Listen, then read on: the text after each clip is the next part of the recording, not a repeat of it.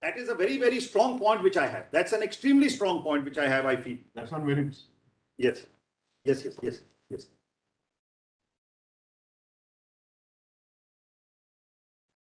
Now, my lord, this at page 60 is 2007, volume 7, SCC 378. Here was a case, this is the case, my lord, where a 319 order was passed by the trial court in a case under 302, when the trial was still pending. That order was taken to the High Court. The person who was just to save time, I am just giving the facts in my own word. The person who was arraigned as an accused had been named in the original charge sheet, original FIR. When after investigation, police excluded his name, relying on 161 statements and relying on a plea which he raised of alibi. The trial court, when at the very initial stage, while examining the evidence when the trial was pending, passed an order under 319, arraigning him as an accused. He took that order before the High Court. The High Court set aside that order on the ground of relying on again 319 statements and his plea of alibi. After the High Court set aside that order, the trial court, on the basis of the High Court order, acquitted the rest of the accused. That order of the High Court, setting aside 319, comes before your lordships. Your lordships opines 161 was wrongly relied upon by the High Court to set aside the 319. Second, your lordship opines the plea of alibi is a matter of evidence. It is a matter of trial. The High Court could not have set it aside on the plea of alibi. Your lordship therefore sets it aside and sends the case back for trial. In the concluding part, your lordship also records, however, the High Court has, the trial court has relied upon the order which we have set aside to acquit the accused. That matter is pending in the before the High Court. Your lordship said that view of the High Court we do not approve, and then directed the High Court to expeditiously decide the appeal pending before. That is what this judgment is. It does not, it relies on Shashi Kant, does not take, if your lordship will just have just 4 or 5 lines and all this will become clear. Kindly have page 64, the last 4 lines on the page. Page 64, the last 4 lines on the page.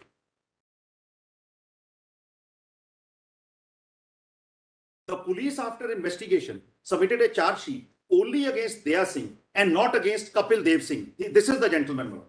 In the trial, the learned session judge Allahabad, in the trial before the learned session judge Allahabad, the statement of the first informant Rajinder Singh was recorded, where he specifically stated about the presence of Kapil Dev Singh and the role played by him in the incident. The prosecution then moved an application for summoning Kapil Dev Singh under 319 CRPC. The learned judge held that Kapil Dev Singh is named in the FIR, and the informant Rajinder Singh in his statement has corroborated the version given in the FIR, assigned the role of extortion to him, taking note of the relevant law on the subject, allowed the application by the order dated 26th May, directed Kapil Dev Singh be summoned to face trial. Kapil Dev then filed a petition under 482 for quashing before the High Court. I need not read the rest of it, my lord. At para 7, your lordship will come, your lordship will know how the High Court allows it and what the Supreme Court does not find to be good. Para 7. The High Court had set aside that 319 order. The High Court has basically relied upon the statement of 6 witnesses which had been recorded by the investigating officer under section 161 CRPC to record a positive finding that the respondent could not have been present at the scene of commission of the crime as he was present in a meeting of Nagar Nigam at Allahabad. A statement under 161 CRPC is not a substantive piece of evidence. In view of the proviso to subsection 1 of section 162, the statement can be used only for the limited purpose of contradicting the maker thereof in manner known to the proviso. Therefore, the High Court committed a manifest error of law in relying upon inadmissible evidence. The next paragraph. That apart, the plea taken by Kapil Dev Singh in his petition under 482 was that of alibi. Section 103 of Evidence Act says, burden of proof for particular fact lies on a person who wishes the court to believe so-and-so, unless it is proved by law that the proof of the fact lies in the person. Then second illustration, then your lordship said that's a matter of trial. Then, my lord, this is how the High Court allows it and your lordship says it is wrong. Then kindly have para 11, which is the only para where Shashi Kant will be referred.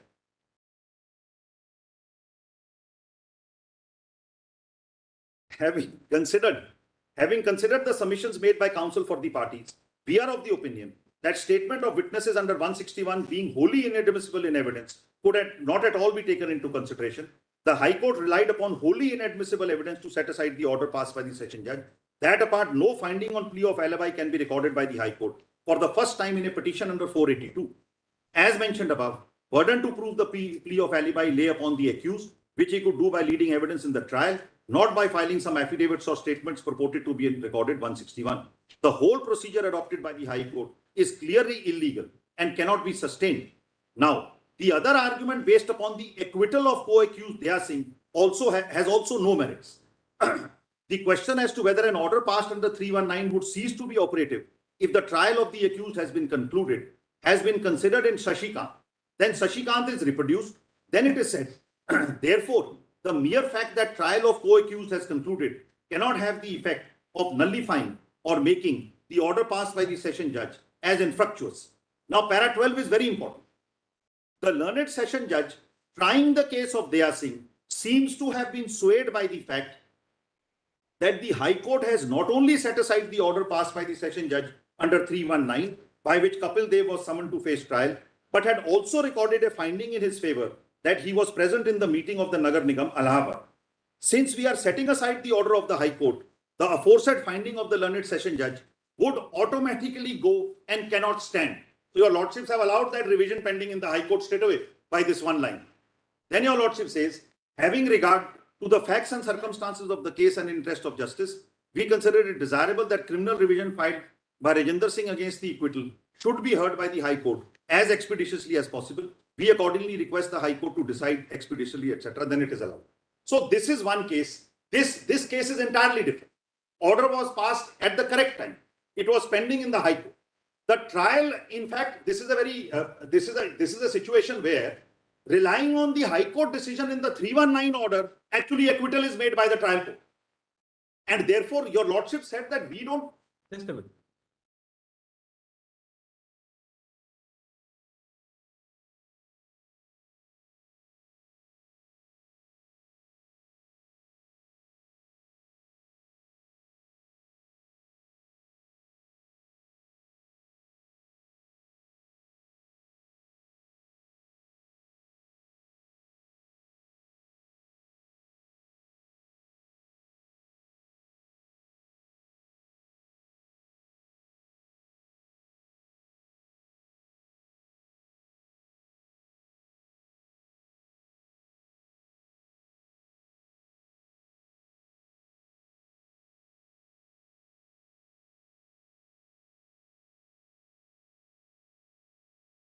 This last line of para 11, Mr. Patwalia. Therefore, the mere fact that the trial of co-accused Daya Singh has concluded cannot have the effect of nullifying or making the order passed to learned session as infructuous. Correct. So in this case, the co-accused stands acquitted. Now, if 319, once it is allowed, how will you try this person along with the other accused? Other accused is already acquitted. How do you reconcile this judgment with the...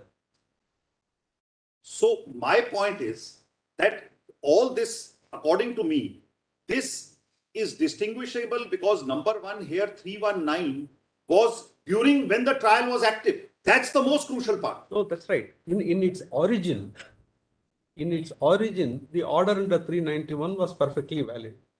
Now, by the time when it reached the Supreme Court, if the Supreme Court says that the acquittal of the other accused is of no consequence, so long as the acquittal of the other accused is not set aside, 319 4A is not going to be satisfied. He can't be tried along with the other accused. How do you reconcile this? So according to me, my lord, this also violates 319 4, according to me. But I say your lordships in this matter need not go up that path because it doesn't arise here. And I have another point here. Why this law your lordships have laid down?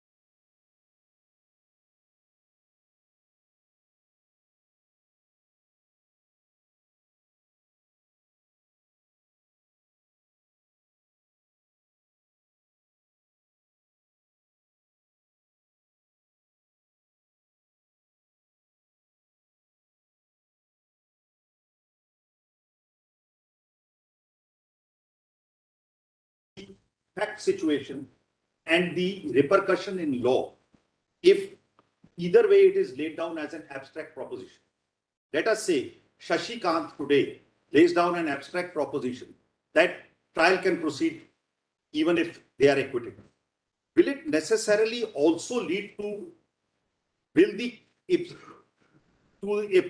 a conclusion that therefore a 319 order can be made at any time, even if the trial is over? Perhaps it will not lead to that conclusion.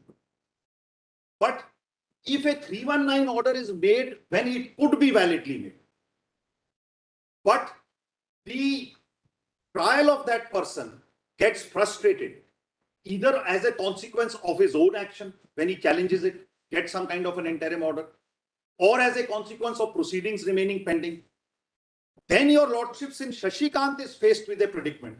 Now what do we do? Does he get scot-free? Then your lordships have laid down that law saying that all right, even if in the meantime trial is over, it will not have the effect. Kindly see this. Therefore, the mere fact that trial has concluded cannot have the effect of nullifying the order passed. So therefore, the mere fact that trial is concluded cannot nullify an order. But if an order is stillborn, could it then give it life by saying that because we have not nullified a valid order because trial is over, so therefore we apply the same principle to an order which is actually stillborn, and therefore we will also allow that order to proceed. That will do. The chapter 25 is procedure during inquiries and trials. Inquiry, Hardeep Singh relies on chapter and verse, which possibly the other side cannot challenge. Is inquiry after charge sheet is challan is present. So therefore, the chapter necessarily, it is in that order. We go from investigation, then challan, then presentation of challan, then committal, and then we come to chapter 25, which is inquiry and trial. So therefore, my submission is Shashi Kant, actually I said yesterday also, if we go by the strict letter of law, then Shashi Kant's judgment, according to me, violates 319. But even as I say so, it is my submission in the same breath before your lordships but that is not an issue before your lordships, whether that is rightly decided or not.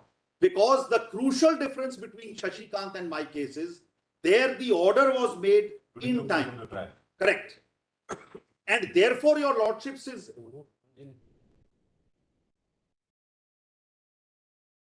correct. Yes. And it is not, according to me, it's congenital defect apart. That order is stillborn. It is illegal on the day when it is made. And see, so when you do something which is against the provisions of the code, then you are forcing your hand and then other problems are arising. Order was to be made during a trial.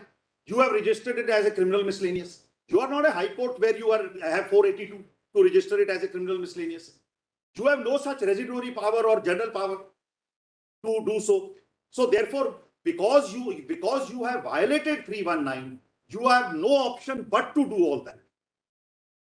So therefore, I say, my lord, where the order is in itself completely stillborn, Shashi Kant will not come to its rescue. And therefore, I'll read those 3 lines of the reference order also. Reference order also puts aside Shashi Kant, saying that is an entirely different fact situation, which does not arise here. And see, ultimately it has to be a balance between the right of the victim and the person to be summoned. Correct. So please read para 20 and 21 on page 72 in the supplementary opinion of Justice P.K. Balasubramaniam. Yes. He has prettily put the object of section 319. I will do. Please read para 20 and 21. Para 20 is the power under 319 of the code is conferred on the court to ensure that justice is done to the society by bringing to book all those guilty of an offence. One of the aims and purposes of criminal justice system is to maintain social order. It is necessary in that context to ensure that no one who appears to be guilty escapes a proper trial in relation to that guilt. There is also a duty to render justice to the victim of the offence. It is in recognition of this that the code has specifically conferred a power on the court to proceed against others, not arrayed as accused in the circumstances set out by the section. It is a salutary power enabling the discharge of court's obligation to the society to bring to book all those guilty of a crime. Exercise of power under 319 of the code, in my view, is left to the court trying the offence based on evidence that comes before it. The court must be satisfied of the conditions precedent for exercise of power under 319 of the code. There is no reason to assume that a court trained in law would not exercise the power within the confines of the provision and decide whether it may proceed against such person or not. There is no rationale in fettering that power and discretion, either by calling it extraordinary or by stating it will be exercised only in exceptional circumstances. It is intended to be used when the occasion arises, envisaged by the section, arises. I'm grateful. It says that it must satisfy the conditions precedent in the provision. So, my lord, this is what I submit, my lord, that Shashikant and this judgment, in fact, don't stand in the way of my argument. And this actually doesn't even arise, really speaking directly, before your lordships in the present case. The only other judgment where it is relied is at page 130, my lord, of this very compilation.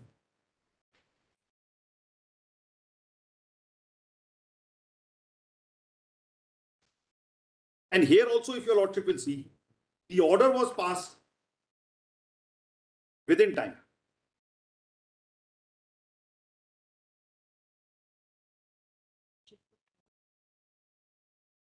This had a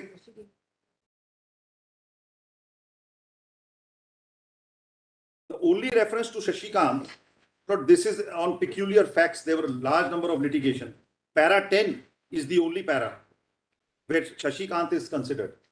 And it is just quoted and left. Para 10 at page 135.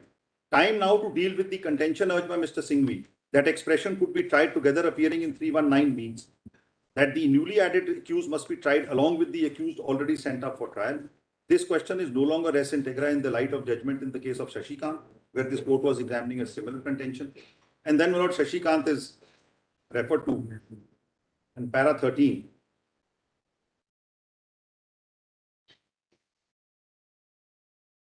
In the light of the above, we have no hesitation in holding that even in addition to the is held to be justified by the constitution bench of this court, the mere fact that trial of remaining accused has concluded would not prevent the prosecution of the petitioner for offences for which he has been arraigned.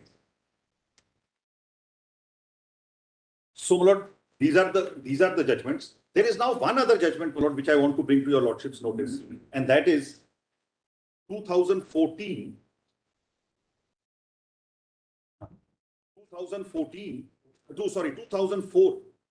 volume 13 SCC, page 30. This comes shortly after Shashikant, and it is a judgment by the author of Shashikant, by the learned judge, Chief Justice Sabharwal, my lord, who is the author of Shashikant. And this comes shortly after that. And Shashikant is referred to. It's the short order of 7 paras. I just want to read it.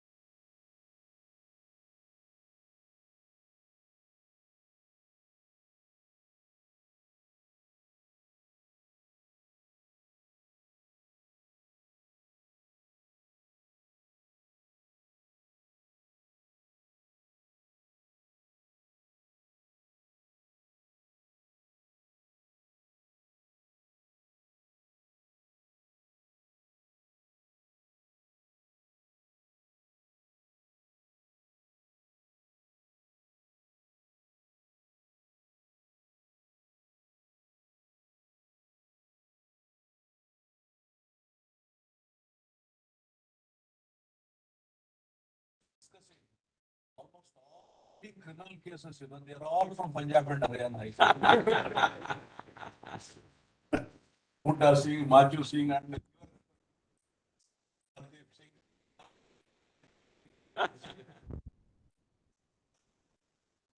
Dharampal also, Dharampal was also Punjab. Except one, you cited one case just now, that is from Gujarat.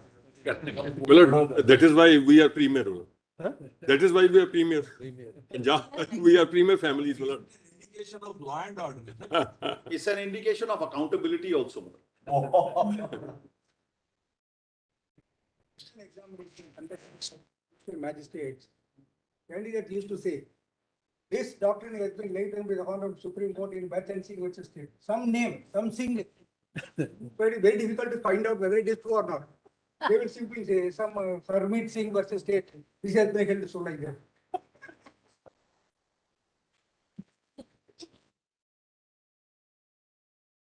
Like the learned judge has cited 1991 one RCR. So much. There is no judgment. That judgment is not existing 10 pages up, 10 pages down. So maybe the year is wrong. I do not know if the advocate general can find out from the original record or something. But there are so many judgments, other judgments on this point. Because that is regarding the persons, Milord, who absconded during the trial. So there are lot of judgments on that fact that they can be dissected. Their trial can be dissected. This is what the learned court has referred to. So I can give some other judgment to Mr. Patwalia so that he is satisfied with the judgment. No, I don't need to be satisfied. And that order is not before this on. With satisfaction. Milord, because That has something to do with the application of mind by the learned judge. Milord, that order is not there, Milord, challenged before this honorable court. Anyway, Milord, that judgment will try to find out if the year is wrong. It's just trying to find it out. Now, my lord, this is a short order. Just kindly hear. Leave granted. The appellants, leave granted. The appellants have challenged the impugned judgment of the High Court, whereby the Session Court has been directed to try the appellants afresh. The facts relevant for the present purpose lie in a narrow compass. In respect of an incident dated 14th April 90, various persons were charged for offences under 302-149 of the IPC and other offences. The appellants in this appeal were not made accused. They were, however, summoned under 319 of the Code of Criminal Procedure and were arraigned as accused after the entire evidence has been recorded, and also after statement of accused under 313 had been recorded. Arguments were heard and judgment was reserved. Not only that, after the appellants were summoned under 319, the prosecution did not examine again all prosecution witnesses. Out of 16 witnesses, 6 were examined and police papers were also not supplied to them. The appellant and 4 others were, however, convicted for offences under 302-149 and other offences, and rigorous imprisonment for life, besides fine of 10,000 was imposed in terms of the judgment and order of the Court of Session dated 29th June. Insofar as the 2 appellants are concerned, the High Court, by the impugned judgment, after noticing the aforesaid facts, coming to the conclusion that serious prejudice has been caused to them, setting aside the conviction and sentence, insofar they were concerned, directed their retrial.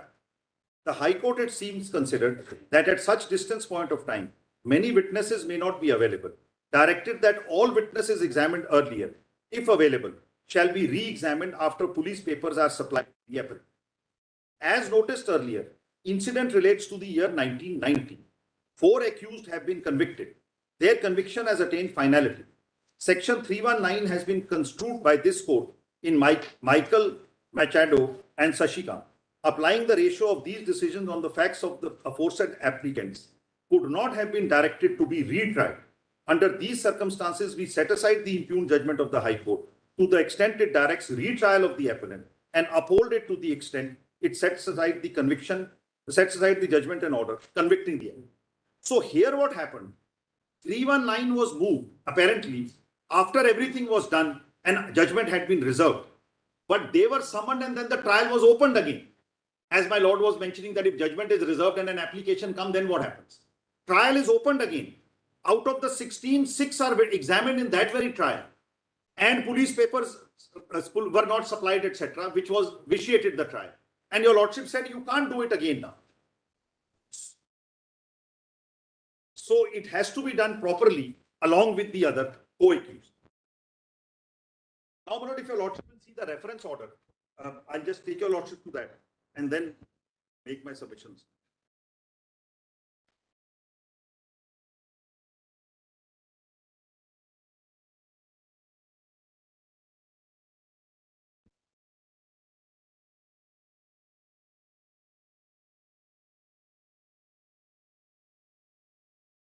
if your lordship will have para 9, before I read that, my lord had said that how is the High Court dealt with it. Shall I just show your lordship that this part of the High Court's finding? The High Court actually, this argument in the main paper book, if your lordship will have, this argument is at page 15, starts at 15. High Court only relies on Shashikant and prefers Shashikant over her. Kindly have page 15.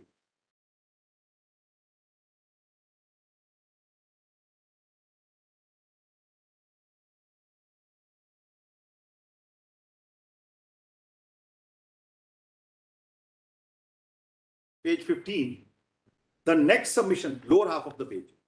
The next submission of the learned senior counsel for the petitioners is that the trial court became functus officio on the date of the judgment, that is 31st October. In that connection, they cited paragraphs 37 to 39 from the Constitution Bench judgment in Hardeep Singh. They relied on para so-and-so, then other judgments also. Then from 16 onwards, the High Court quotes the order passed by the trial court.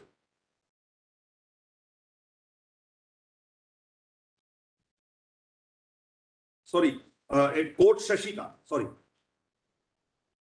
Quotes Shashikant. And then, my lord, at page 21, it says, the decision in the case of Shashikant, page 21 in the middle, the decision in the case of Shashikant was not cited before the Constitution Bench in Hardeep Singh. To my mind, the decision in case of Shashikant is directly on the point involved as against the decision in Hardeep Singh. And therefore, in terms of the decision of Shashikant, the submission will have to be repelled, which I hereby do. So the contention is rejected relying on Shashikant, saying it is covered by Shashikant. Even otherwise, para 39 of Hardeep Singh would throw light. And it says to say that powers under 319 can be exercised only during trial would be reducing the impact of the word inquiry. It is settled principle of law that an interpretation will lead to. So this, he says, this the court was saying, it can be done during inquiry or trial. Now he's reading this to mean that because the court says it can only be done during trial, can be exercised only during trial, he's reading to say it can be done after trial also. Completely misreading it. And then para 22, page 22, he says, apart from that, a coordinate bench in Amarnath held that power under 319 can be exercised even after the judgment is concluded. In that case, the accused were acquitted by the trial court. After 4 months, the trial court exercised the power for summoning the accused. This court relied upon the judgment of Shashikant for that purpose. Present case stands on a better footing. Order was passed simultaneously, and the contention is thus rejected. Now, out of the judgment which I have cited and not read of the High Courts, there is a judgment of the Delhi High Court and Jharkhand High Court where it was exercised on the same day, like us. Both those High Courts have gone into the provisions of the code and said it cannot be done after judgment is pronounced, even if it is being done on the same day. So this is how the High Court deals with it, Lord. Now, your lordship may just come to the reference order. I have actually made a written submission on all three questions. So that I've given to your lordships, I'll just quickly glance over, take your lordships quickly over it, not too much. I've already argued most of it. So therefore, that's my answer. But just kindly see para 17.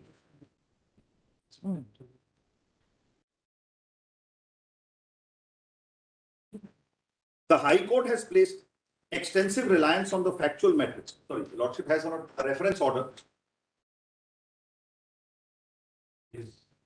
Para 17. The High Court has placed extensive reliance on the factual metrics of Shashikant's case to draw parallels between the similarities in both cases.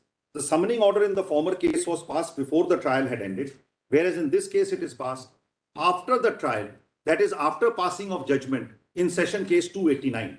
Therefore, this court, while dealing with Shashikant, interpreted the law based on the facts available therein, whereas the present case has a different context altogether.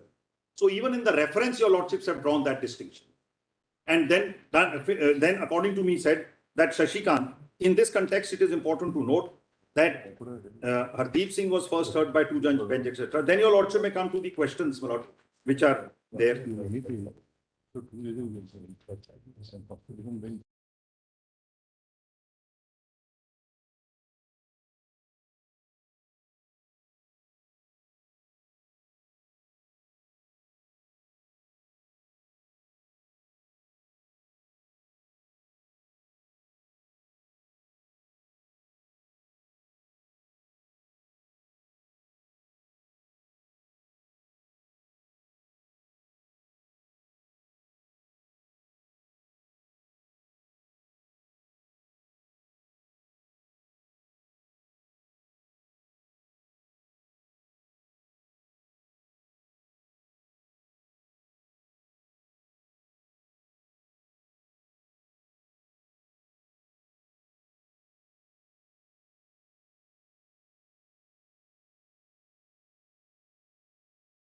At page 15, para 27, those three questions are framed. Lord.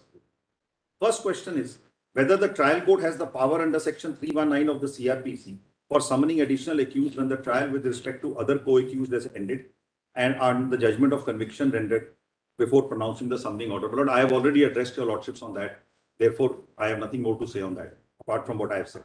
Two, whether the trial court has power under section 319 of the CRPC for summoning additional accused when the trial in respect of certain other absconding accused whose presence is subsequently secured is ongoing or pending, having been bifurcated from the main trial. Now, the only provision to bifurcate is 3172. In my case, this situation does not arise. We cannot use absconding accused loosely here. The question is whether when the trial is bifurcated, when trial in respect of certain other accused is bifurcated. Now, trial will start after they are charged. When charge is framed, trial starts. I can even imagine the section 317 says even at the stage of inquiry. So at the very least, a charge sheet under 173 should have been filed against them. In my case, there is no such accused against whom who was absconding and whose charge sheet had been filed. There was one accused who was absconding, but in his case, investigation was continued. Investigation continued right up to 2019, when ultimately a charge sheet is filed in his case. He is arrested, charge sheet is filed, and that is registered as a separate session trial where not a single PW has been examined so far. Charge has been framed against him in that trial. Not a single PW has been examined. So therefore, my lord, I say in the facts of my case, actually this question does not arise at all, is my first point. My second point is this question will have to be answered in the light of a fact situation. Your lordships in the abstract cannot answer it. In abstract, if their trial is actually split up for some accused and the same trial in which 319 was filed remains pending, then perhaps something can be said that 319 could continue. But that has to be answered in each fact situation. In my fact situation, the fact that no trial remained pending is also clear from the order made in the 319 application. No trial, therefore he had to register it as a miscellaneous application. But there is also a direction that in the case the absconding accused surrenders or is produced by the police, case be reopened. No, he says file is consigned to record, attach this file. Attach this file. If a decided case, your lordship calls for so many decided cases when your lordship is dealing with another matter. Therefore, I read that order and I'm very glad, obliged for this observation. Therefore, there is a material difference between saying file be consigned to the records and file be consigned to the records as and when that man is caught, this file can be attached. And in that case, perhaps the file was attached, but that's a separate case. Now, kindly see the distinction between this and 3172. There is a major, so many times when your lordship decides and finishes a case, your lordship calls for the records. It may be relevant, not what that witness had said, because the same persons will come into depose in that trial also. There is a material difference between 3172 and what has happened here. 317, kindly have 3172.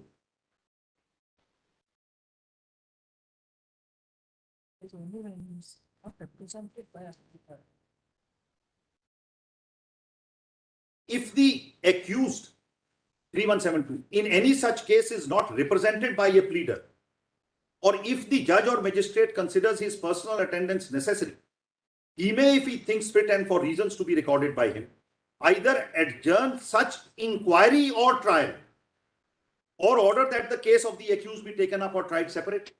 So it's an inquiry or trial which can be separated. And my lord, in any case, in the facts of this case, that 31st October is of no legal consequence because factually that trial has never continued. That accused is now facing a fresh trial of 2019. So therefore, according to me, that order of 31st October will be of no legal consequence at all. Now, on the third question, my lord, what are the guidelines that the competent court must follow while exercising power under 319? Now, these guidelines are given in Hardeep Singh. Hardeep Singh, they are elaborately. They are elaborately dealt with. That what is the nature of evidence when it. So I wonder if your lordship would want to reopen. I am not asking your lordships to reopen that part of it, my lord, unless the other side says that something in Hardeep is wrongly decided, etc. My contention is this, the subsequent order, the third question is not there. Three judges bench order on September order, the third question is not. So therefore, we are all one, my Third lord. question is really, finally have a look at the order.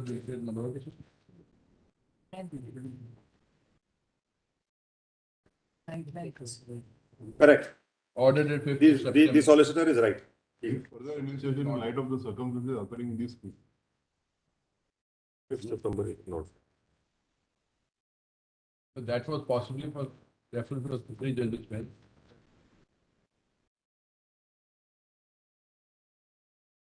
No, it was an extract, Mr. Solicitor. Actually, that was only an extract. It is Correct. not fully extracted. Correct. Paragraph 26 and I- 27 of the order dated 10/5/2019 are not fully extracted, that's all.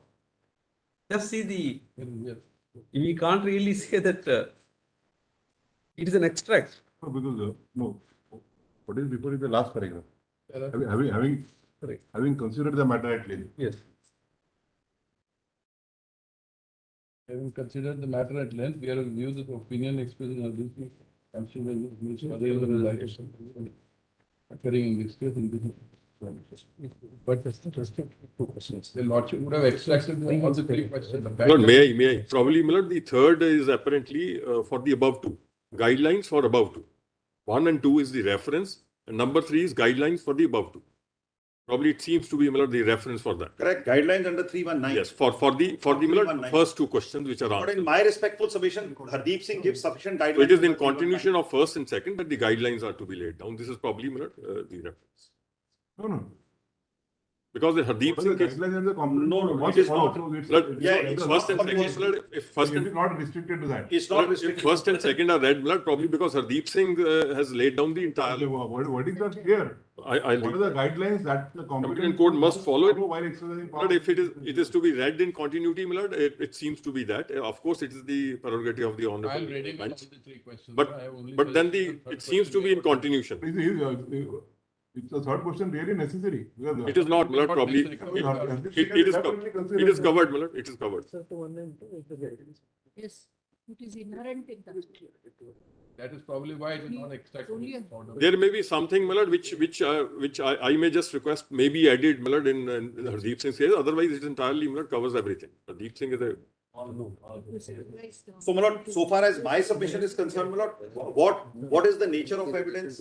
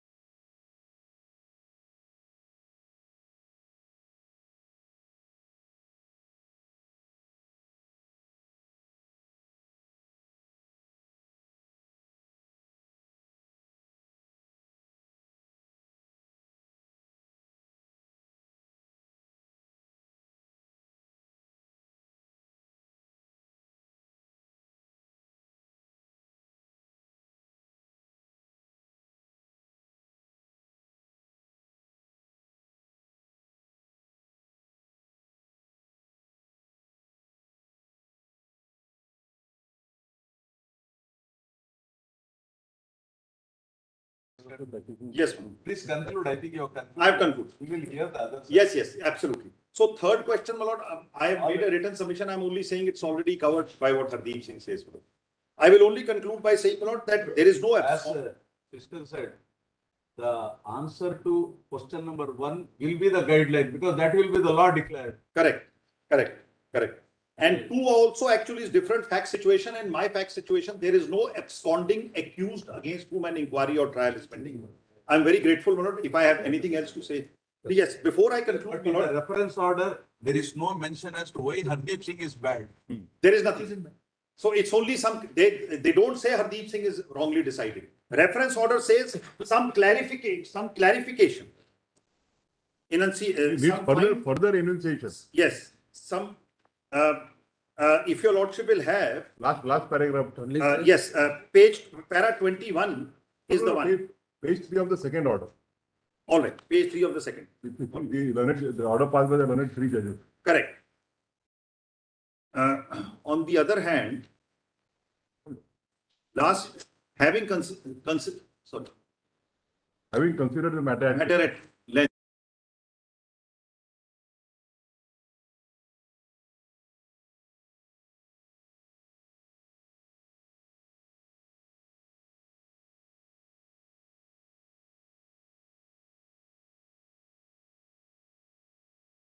Of the reference order is why they say it should be considered.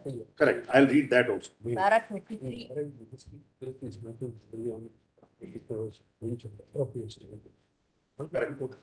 Summoning order passed after pronouncement of the. 2 judges order. Yes. This is approval. Page 2. So now that the judgment.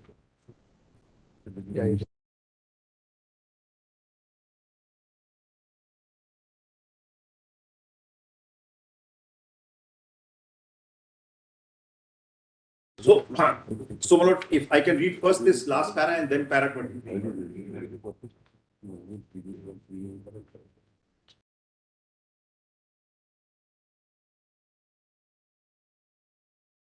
Considered this, I'm now reading that second order.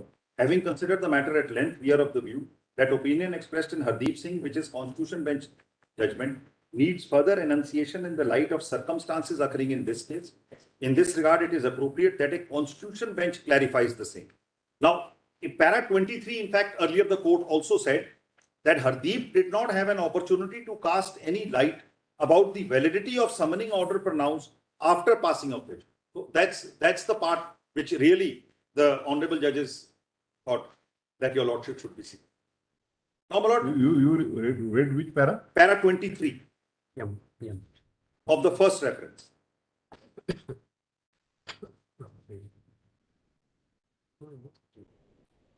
Page 13, type at the bottom.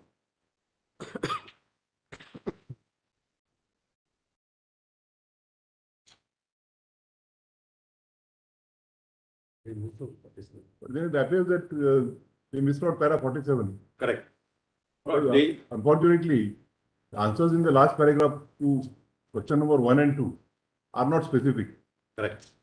They 47 is very crystal clear. It is only till judgment, and that is consistently followed. I have attached 2 judgments, one immediately after Hardeep and one as late as in 2021. There are other orders also where it is being followed. In courts, it is being followed. Now, my lord, insofar as the High Court is concerned, between the judgment of learned 2 judges and the Constitutional Bench, correct. That order is on the face of it bad. That cannot be. the High Court And is it reads- bound by the Constitution Bench. Yes. It reads, And even if para 47 is considered to be an obitur, as far as High Court is concerned, the High Court is bound by it. correct. Correct. Correct. Actually, it is the ratio according to me, but in any case, even if it is assumed to be There is arbiter. some doubt because of the last Correct. answer. Para 117. Correct. Para one. See, what is said in para 47 is not incorporated in 117. 117. Now, my lord, just one last thing. The solicitor is here in the PMLA case, but if your lordship is not going into the facts of that case, or if he's not going into the facts, because otherwise the facts are very. Let him say then. I'm not going in the facts, I'm only on law, my lord, as far as. on these two questions that, then I need not go. Accepting a stay refers to the tax. Just Or- one second. Nagamatu, you are giving in favor of what Patwali said, then you can make a submission. Or you are with him. I'm neutral. No, you are not neutral.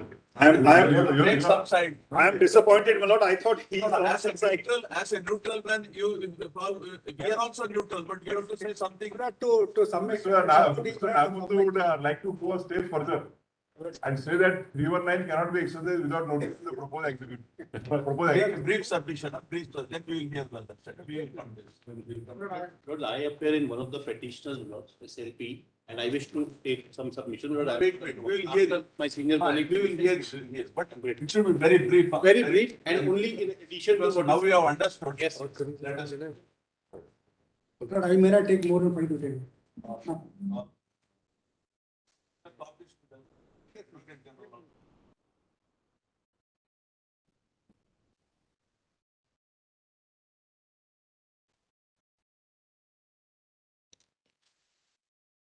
Lord, it is agreed, Lord, to put this on the report, the Hadith is very comprehensive enough, Lord, to cover all the points under section 390.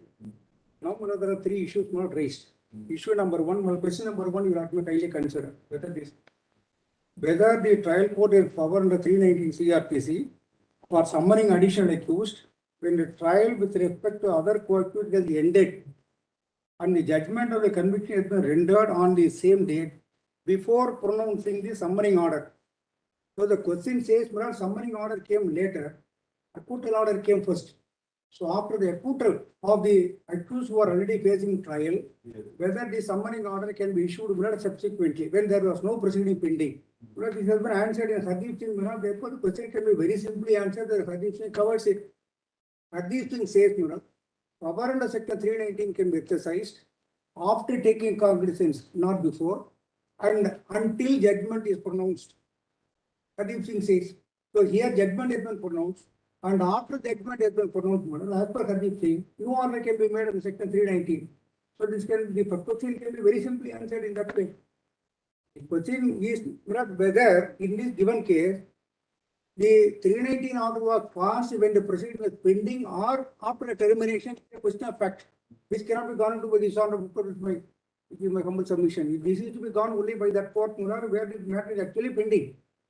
But the question is, there was one question interestingly raised, that when the proceeding gets terminated, the argument is, as soon as the arguments are over, as per section 353, the trial gets terminated. And therefore, if any order is made in section 319, after the arguments are over and before judgment is delivered, that itself is. No, that is not Mr. Patwali's argument. No. That is the argument. No. He says that once the judgment is pronounced, then the court becomes compel officio.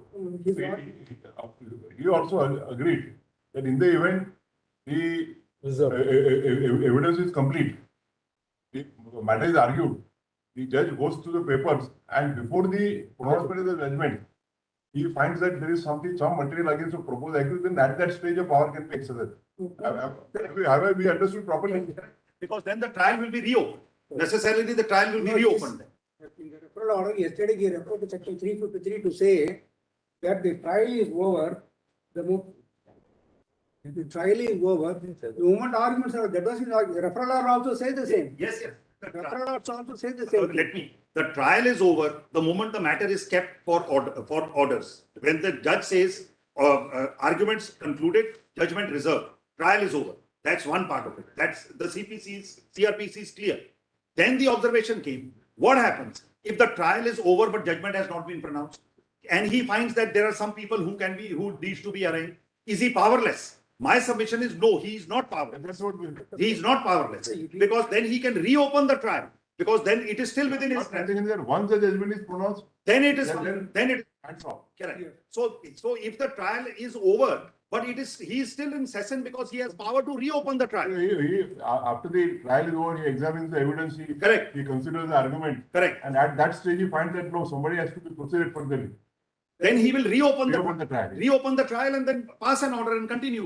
He has a suo motu under 390. Yes. Correct. He can always, that is an inherent with every judge who is dealing with the case. Now, in the referral order, you have to kindly see there was an argument advanced.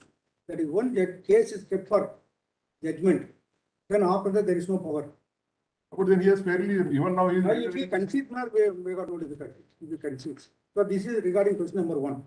That's, therefore, not in my written submission, the report to section 232, 235, also to say that the proceeding get terminated on the pronouncement of judgment. But if it is a case of conviction, not even by the pronouncement of judgment or conviction, until sentence is imposed. Yes. Because proceeding continues, evidence can be let in respect to the question of sentence. Accused is to be heard. So until Murad sentence is imposed on the accused, proceeding is pending before the said court. That law, Murad, has been laid down by 3-judge bench of this honorable court in 1995, 2 SCC page 513, Ram Naran case, Murad, paragraph 12. They very elaborately dealt with the same. 1995, 2 SCC 513, paragraph 12.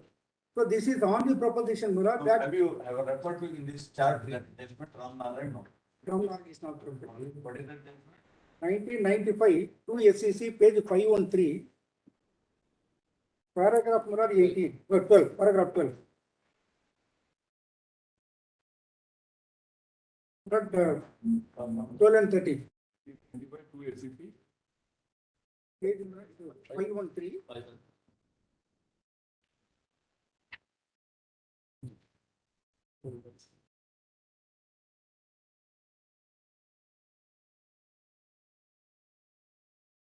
Pronouncement of judgment. That's the point. What we really can do, paragraph 12. Paragraph 12 minutes, page 523. Chapter 18 relates to trial before a court of session. Section 225 to 220 relate to stage prior to the framing of charge. Section 228 provides for a framing of charge against the accused person. If after the charge is framed, the accused pleads guilty, Section 229 provides that the judge shall record a plea and may in his discretion convict him thereon. However, if he does not enter a plea of guilty, Section 230 and 231 provide for needing of prosecution evidence.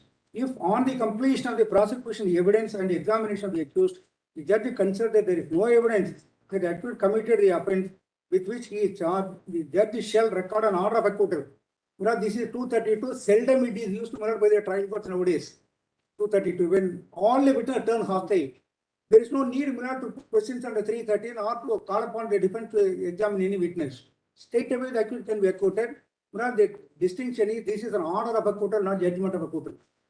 It's an order. 232, the court shall record an order and simply acquit by writing in one line that there is no evidence.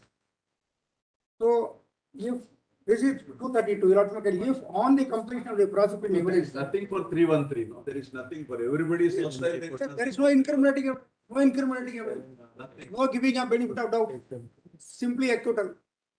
This is by means of an order. The distinction is under section 232, it is an order of acquittal. Whereas under section 235, it is a judgment of acquittal. Judgment should contain all the details as are prescribed in section 353 and onwards. Last title, issue, so many things are prescribed in section 353. You not kindly help.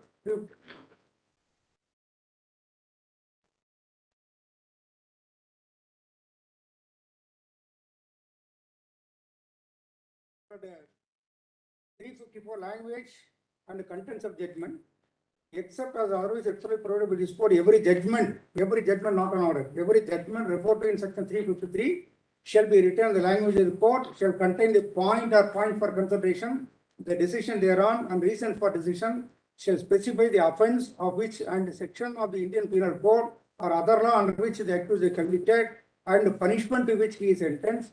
If it is to be judgment of acquittal, shall state the offence of which the accused is acquitted and direct that he be set at liberty. When the conviction is under section of the Indian Penal Code and it is doubtful under which of the two, it goes like that. So this provision section 354 is not applicable to section 232. It is an order, it's not a judgment. There is a vast difference between these two.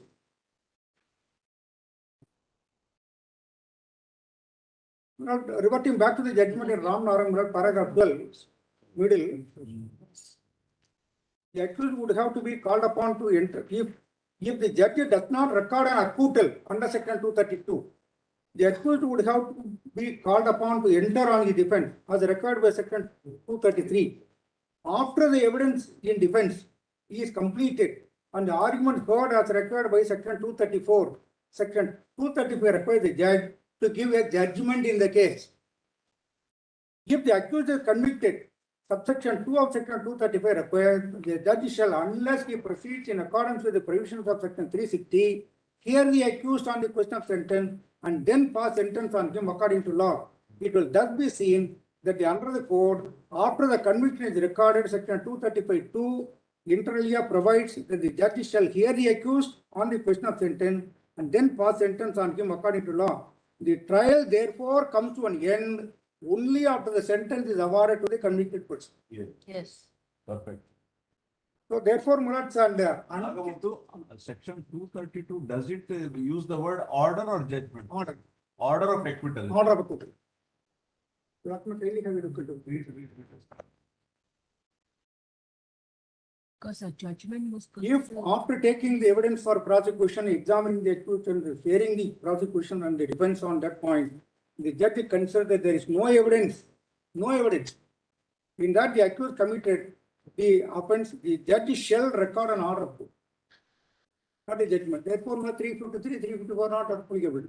313 questioning is not there because there is no incriminating evidence. Straight away, by single line, the court can say that there is no evidence. Therefore, I am recording an order, acquitting him. That is enough. For how many decades this provision has not been exercised? In some judgment, in our High Court, we highlighted this.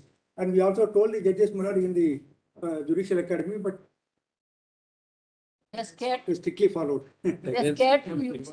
Statements. But it will reduce the time of the court. We see some of the convictions recorded only on the basis of 161 statements. Yes. That is also there. It is, I know of cases where 313 statements are not recorded in the person's expectation. That could be. There are some cases, at least in Gujarat, where 313 statement is not recorded because there's nothing to be asked and they're acquitted. But these 232 provisions are followed in, at least in Gujarat. I don't know about Tamil Nadu, but It is not followed. At least in Maharashtra it is not followed. Followed. Yes. many cases, so many cases, those cases don't come up, my lord. They are acquitted before 3:30. Actually, you can. If there's no evidence. Time if we apply all. Yes, we can save the Those time. cases don't come up to the High You Court. can save time, but you can't save the judicial officer then. That is also a problem. So that is what I intended to say, but I thought that it was not appropriate for me to say this before this honorable court. They are afraid. But They are they afraid. take a different view, and they may issue memo calling him upon to explain that why you have not written a judgment. That is why they are afraid. But therefore, I would request this honorable court to declare that this procedure can be strictly followed. Because statutorily it is permissible for them. They are afraid of reading. They are afraid of reading. That's even in respect of the honest court case, you lordship knows more that when there is no material available to remand the accused, but the magistrates still, even today, they remand. They do not want to run the risk as it was pointed out by Honorable Justice VRSP. They do not want to run the risk. That's a problem. So therefore, If all of them follow all this, then all of us will be running out of business. We also will. as it may be. We also will. So therefore, my fervent request would be, at least in this case, we ought to kindly declare that section 232 may be used in appropriate cases by the courts. But that is not a point for reference. Again, you will Yes, find yes. with us. There may be an case, an observation made by the honorable court. All right. So Yes. therefore, my humble submission so far. There is evidence, they start using it. Therefore, in a nutshell, the trial comes to an end only upon sentence, Sentence or acquittal. acquittal. Until the trial goes on, until then the court has got power under 319, Even if it is reserved for judgment, still the presumption is trial is going on. trial is going on. Because on conviction, the accused is to be heard and the accused has the right to lead evidence. Under 235(2), he has got power, right to lead evidence. So therefore, my humble submission, this has been held by the three judges. Trial gets over, but sentence is important until then. Even if the judgment is reserved, still there is an opportunity to open the, Open it. reopen the case. Then 311 can be filed by the accused at any stage. What provision? 311 can be filed at any stage. Like civil case, there is no provision here to reopen at all. In CPC, there is a provision to reopen after the case is reserved for judgment. Yes. But in CRPC, there is no such provision enabling the court to reopen. There is no need, necessity.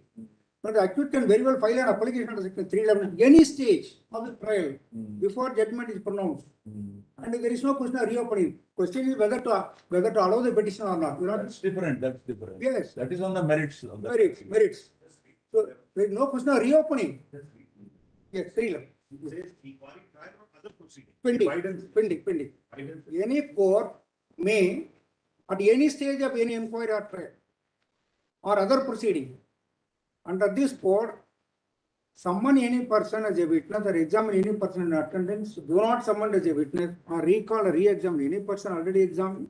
The court shall summon and examine or recall and re-examine any such person which evidence appears to be essential to the just decision of the case.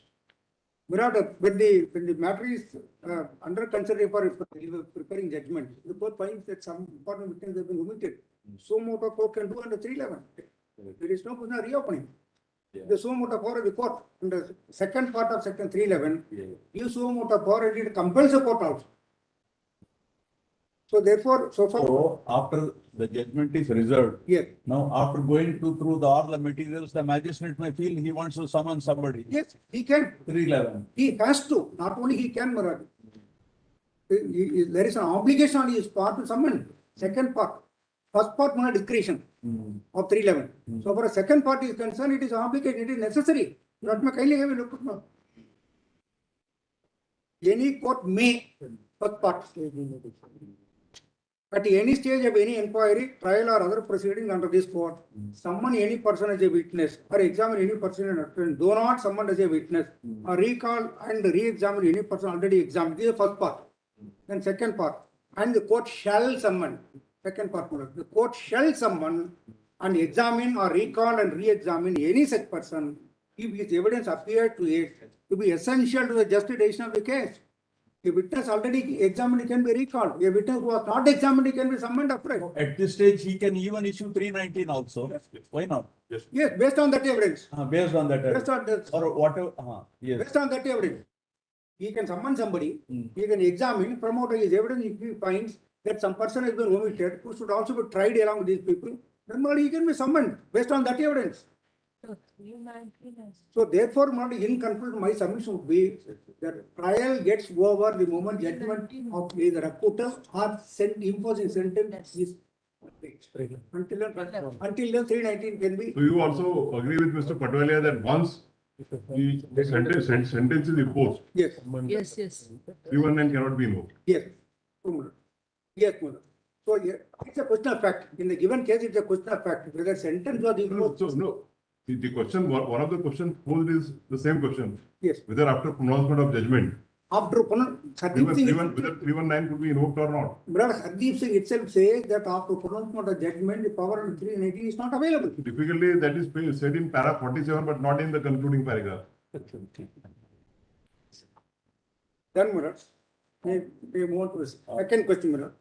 The second question is whether the trial court has power under 319 CRPC for summoning additional accused when the trial in respect of certain other absconding accused whose presence is subsequently secured is ongoing, pending, having been bifurcated from the main trial. But my answer is, it was also argued by him. It is more an academic, not arising out of the facts of this case, perhaps. Yes, ma'am. Being academic minutes, the answer would be, my humble submission would be, but the evidence recorded in a particular case is to be taken into account, not in some other case. If my lord was also pleased to pose a question to him yesterday, whether such a petition of 319 is filed in a split up case, what will you do? Yes. Then he fairly considers that he has to face. Yes. So the evidence recorded in a particular case alone can be taken into account, not the evidence either recorded or to be recorded in the future can be taken into account. Yes. So in this case, Murad, the evidence already recorded. Except under section 45 or 145 of the Evidence Act. What is that? That is for the purpose of contradiction. No, Murad, I will come to the later. Now, Murad, what is the evidence to be considered? Murad, the evidence which has been recorded already in this given case. What you are suggesting is, Yes. in the, let us assume, and there is an absconded, yes, absconding case. Yes. In that case, material should come to summon a person under 319. Yes, in Fresh that case. material. Not Where- in this case, concluded case. This evidence cannot be used in that case, Malad. Yes, you are. Because under section 273 CRPC, evidence means evidence recorded in the very presence of the accused. Yes, Here, Malad, the upcoming accused not present here. yes, Therefore, the evidence recorded in this case is no evidence in that case. yes, In that case, all the witnesses are to be examined afresh in chief examination. yes. And cross examination also. In that case, Murad, if it turns out that these people are also involved, based on that evidence, Murad, not on the 161 statement, not on the FIR, Yes, based on that evidence recorded in that case, yes. he can be summoned. Not based on the evidence recorded in some other case. Even Nagamatu, in reality, all the witnesses must have been fully trained, no? When they go to the second trial. There is a danger also. Unless the opposite side wins, you know. Murad, that is why, Murad, the evidence recorded already can be used as a previous statement to contradict. Yes. It can be used for corroboration. It can be used for contradiction. Murad, 145, Murad, 157, Under section Murad, it's a 145, corroboration. confronted. Murad, this evidence cannot be, previous evidence, Murad, cannot be used for corroboration because there are two conditions laid down in section 157. 157 says, Murad, any former statement, not previous statement, any former statement given to a person legally competent to investigate. That statement can be used. You have to kindly see the language. In order to corroborate the testimony of a witness, any former statement made by such witness related to the same fact, utter about the time when the fact took place, or before any authority legally competent to investigate. Here, the trial court is not investigating. Therefore, the evidence recorded already would not fall under section 157. Therefore, the prosecution cannot use that statement recorded in this case in the future case for any purpose. Or to the limited extent under 145 for to contradict. That is by the accused. That's all. That is- By the accused, yeah. If he turns hostile by the prosecution. 145 does not put these two conditions. Yes. 145 is very plain in language. It says any previous statement can be used to contradict the maker when he is examined as a witness in a subsequent proceeding. Here, Murad, these statements recorded in the first case are all former statements, which would squarely fall under section 145, which can be used by the accused or the prosecution to only to contradict. And why do you draw this contradiction only to test the creditworthiness of that fellow? Yes, yes. For a limited extent. Yes. Whether that fellow is dependable or not.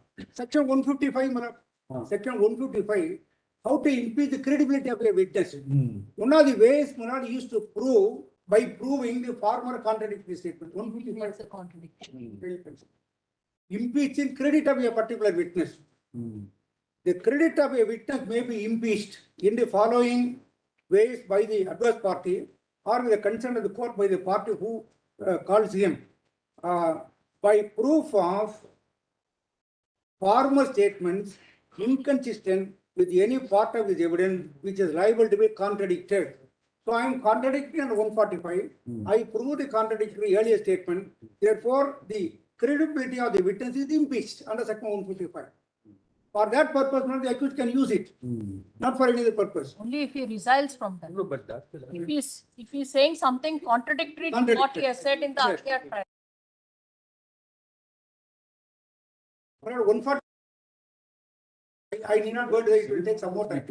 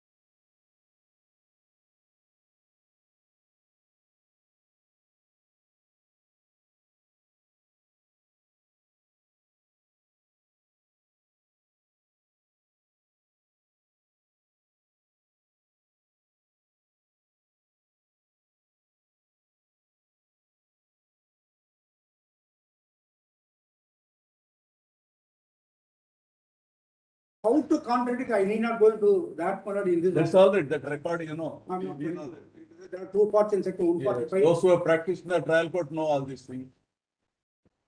Not directly who come to Supreme Court. Don't, lay down the law. 55 years of experience in the trial court. Yes. Little I know. I'm sorry. No, in this case, already an application has been filed and this order has been passed, which is a subject matter now.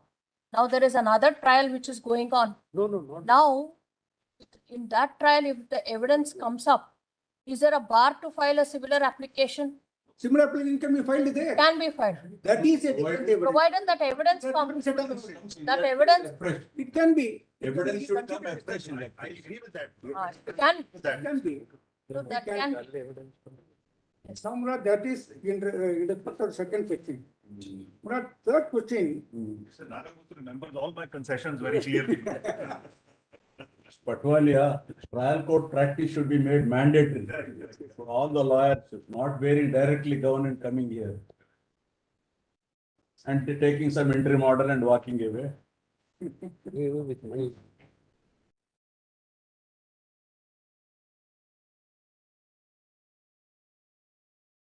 honorable judges have the rich trial experience.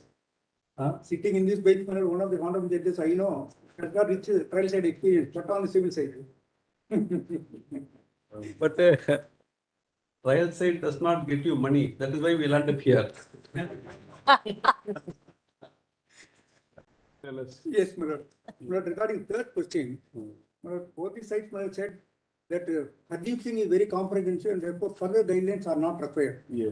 My lord, at least on two issues, my lord, there may be some addition. Number one, my lord, question is, Shashikant Singh case, my lord, we say, question also arose yesterday. Suppose the accused is added, trial is pending, 100 witnesses have already been examined. Now, at that stage, my lord, one accused is added on section 319. Now, whether de novo trial is to be conducted in respect of all the accused, in which case the evidence already recorded will not be, cannot be considered. Fresh evidence is to be recorded. Those 100 witnesses are to be examined afresh. It will be laborious. It will be unfair, my lord, so far as the existing accused are concerned. To ask them to face the trial again, to cross-examine the witness again, all these things. So, but practically, what is happening in this country? But whenever an accused is added, he is tried jointly, necessarily and compulsorily with the existing accused. That is why this problem arose. Yesterday, my lord was also pleased to ask me what will happen to the earlier evidence. The section 319 says that de novo trial so far that person is concerned. such persons. Which means not the newly added person. Therefore, my senior friend was referring to section 317. We say that you can split up the case. 370, with great respect, 370 won't come at this stage at all. What is the relevant provision of 223? You not may kindly consider 223.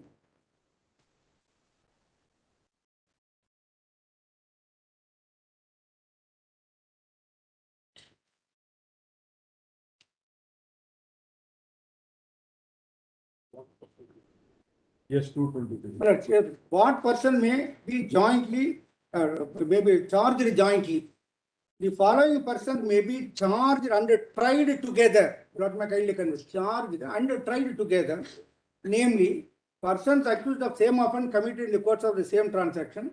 Persons accused of an offence and persons accused of abatement or attempt to commit such offence. Persons accused of more than one offence of the same kind within the meaning of section 219.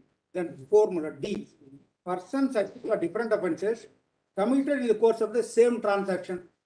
But the court has got discretion to have a joint trial of all these accused who fall under any one of these categories. But it is not mandatory that there has to be a joint trial in every case. It is a discretion of the court. For the sake of convenience, this discretion is used to have joint trial in every case. The accused has got no right to demand for a joint trial in any case. It is a discretion of the court. Suppose, under section 319, one accused is added. The court has to, at that stage, decide whether he should be tried jointly as per this provision along with the rest of the accused or not. He has to decide.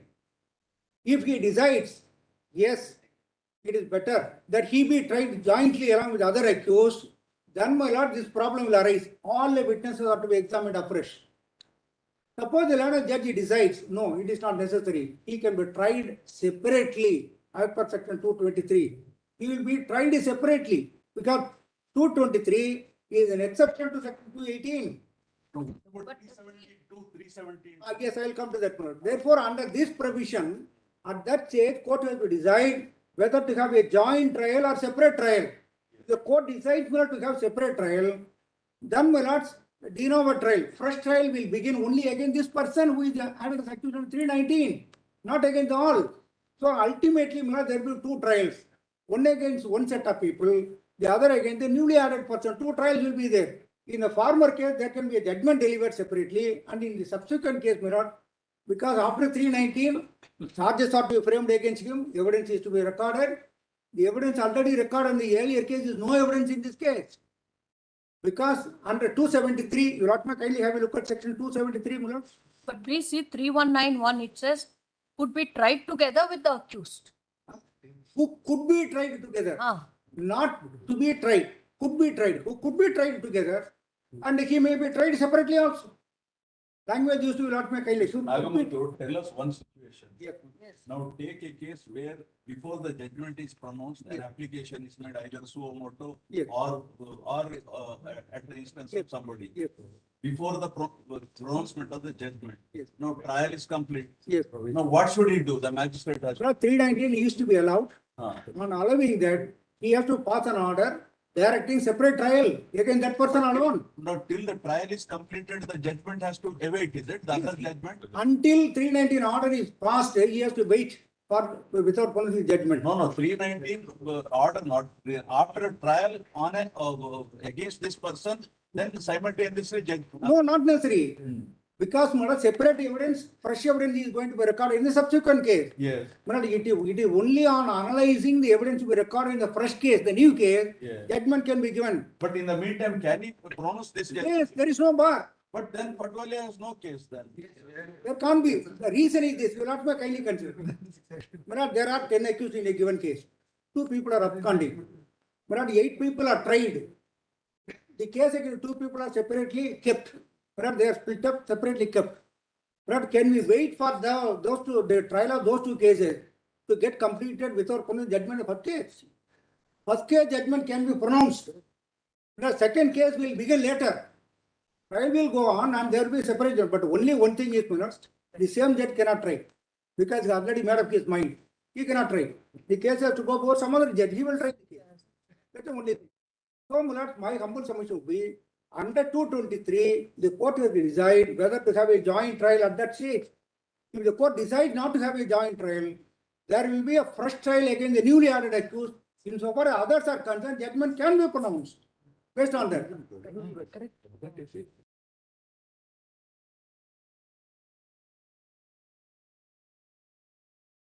Allowed earlier. Yes, earlier. Ah, Earlier. It doesn't go against Patwali. Yes, that is a question. Application should- That is why I did not go into that, whether the order was passed before pronouncement or No, after. that is, there is Should be inherent. allowed, It's a question of fact. then say that it will be a separate trial and then pronounce the judgment. But 319 used to be allowed when the trial is pending.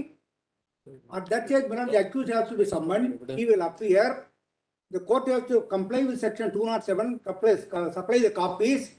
And thereafter, Murad, court has to frame charge, whether jointly or separately. At that stage, court has to decide. Murad, it is only after compliance of 207. All these things must happen when the trial is pending. When the trial is pending, 319 is to be filed.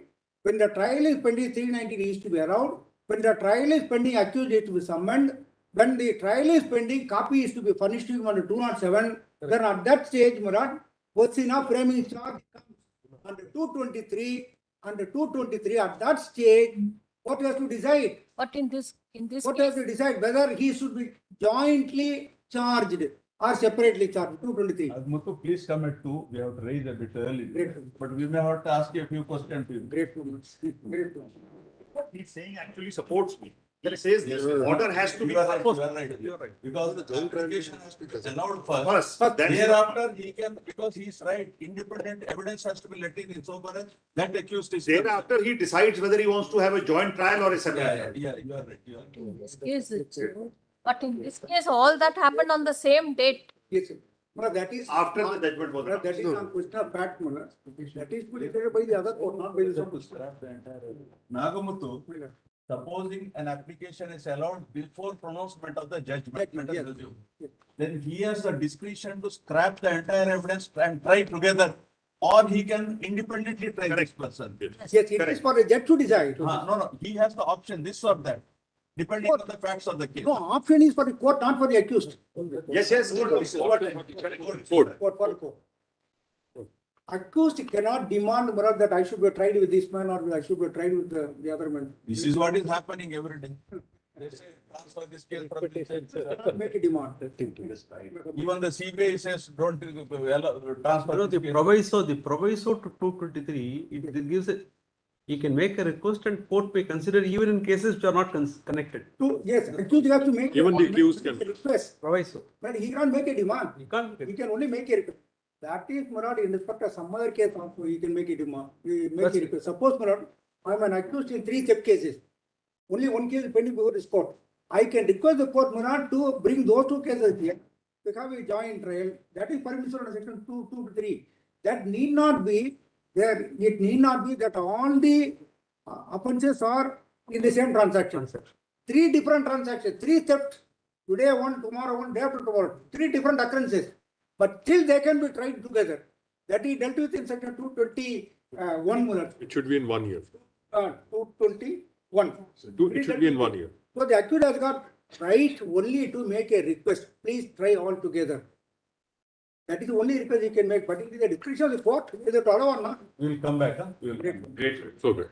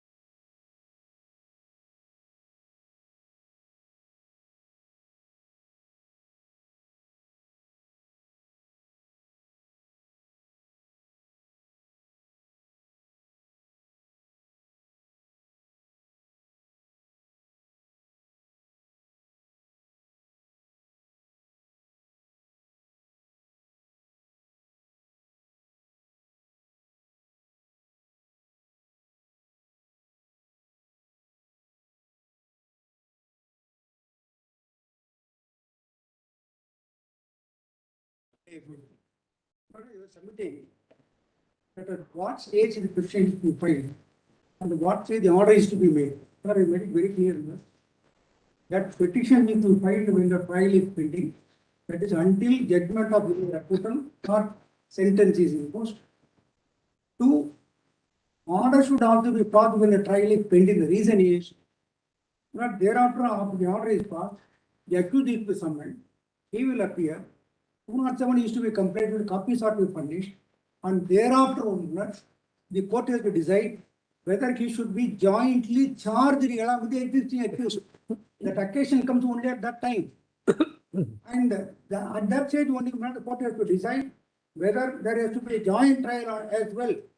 So therefore, all these things should happen not when the already existing accused are still facing the trial, not after that. But the prosecution themselves may at times request the court to have a joint trial. 2 illustrations they can give. Suppose, Munas, the newly added accused have given some kind of confession to somebody. That confession, being a co-accused confession, could be used against others, provided there is a joint trial as per Section 30 of the Evidence Act. If the prosecution wants to have the benefit of the judicial confession given by the newly added accused or some extraordinary confession, then they themselves will insist for joint trial. So they can justify the request before the court also. One danger also I would submit. There are 10 accused now facing trial. 2 persons now are added on Section 319. 1 person, after summoning, makes an application to the court that I want to become an approver. He can be made as an approver after giving pardon under Section 307. If he gives a confession, judicial confession with the record on 164, and he is given pardon either under Section 306 or under Section 307. But if it is under 306, under 306 subsection 4, again his statement is to be recorded. That is also an evidence in admissible in evidence. Then, if pardon is given, he will be examined as a witness now in the very same case. If the earlier case is pending, he can very well be examined as an approver in the other case, in which case the others can be convicted based on his evidence, which is corroborated in material particulars by other evidences. So in those circumstances, the prosecution themselves may insist that there has to be a joint trial.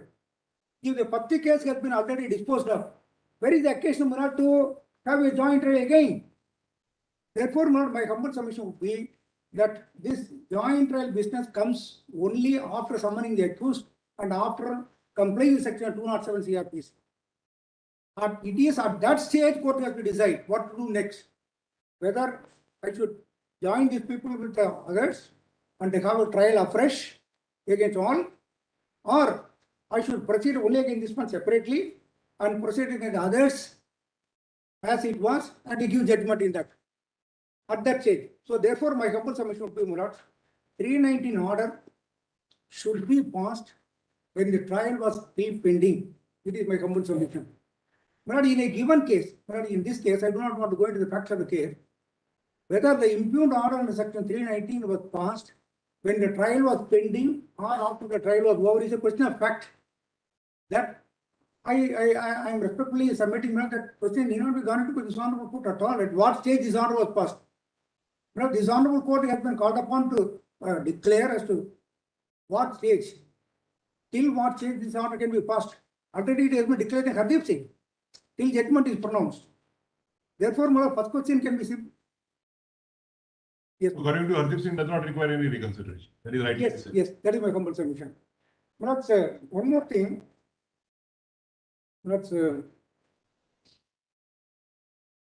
Now regarding question number 2, the joint trial you said. Then my learned senior counsel was referring to Section 317. That was also pleased to ask me about that. That 317 does not arise at all in this case for consideration. You ought to kindly consider 317. When does it come? It is Section 23 which is relevant. 317, and there is a joint trial.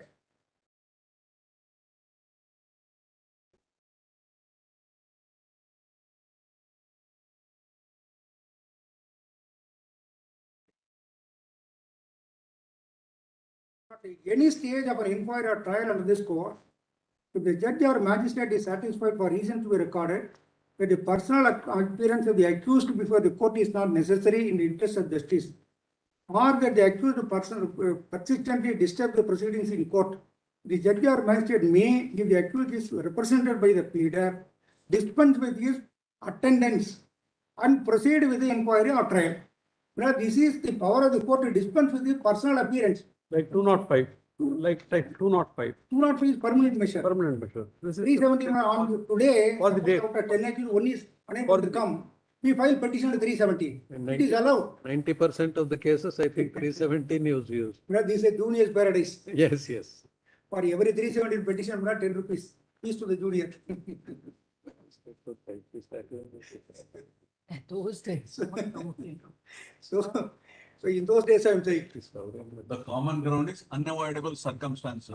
yes. In every. Type is type now. So, part 2 was relied on by my friend Munad.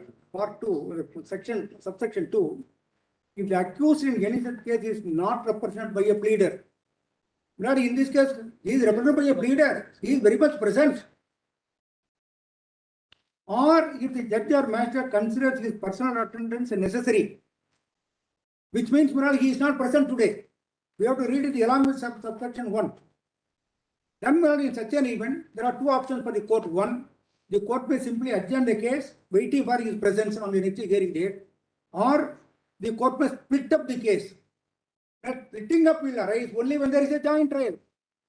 That splitting up is on account of the absence of the accused. That is the reason why it is split up. Now that question doesn't arise in our case at all. Therefore, I would submit, Munad, in our case, what is the appropriate provision is 223. Where Munad court has been given power. That 223 is an exception to section 218. You ought to kindly have a look at 218 for Munad. You ought to kindly consider this.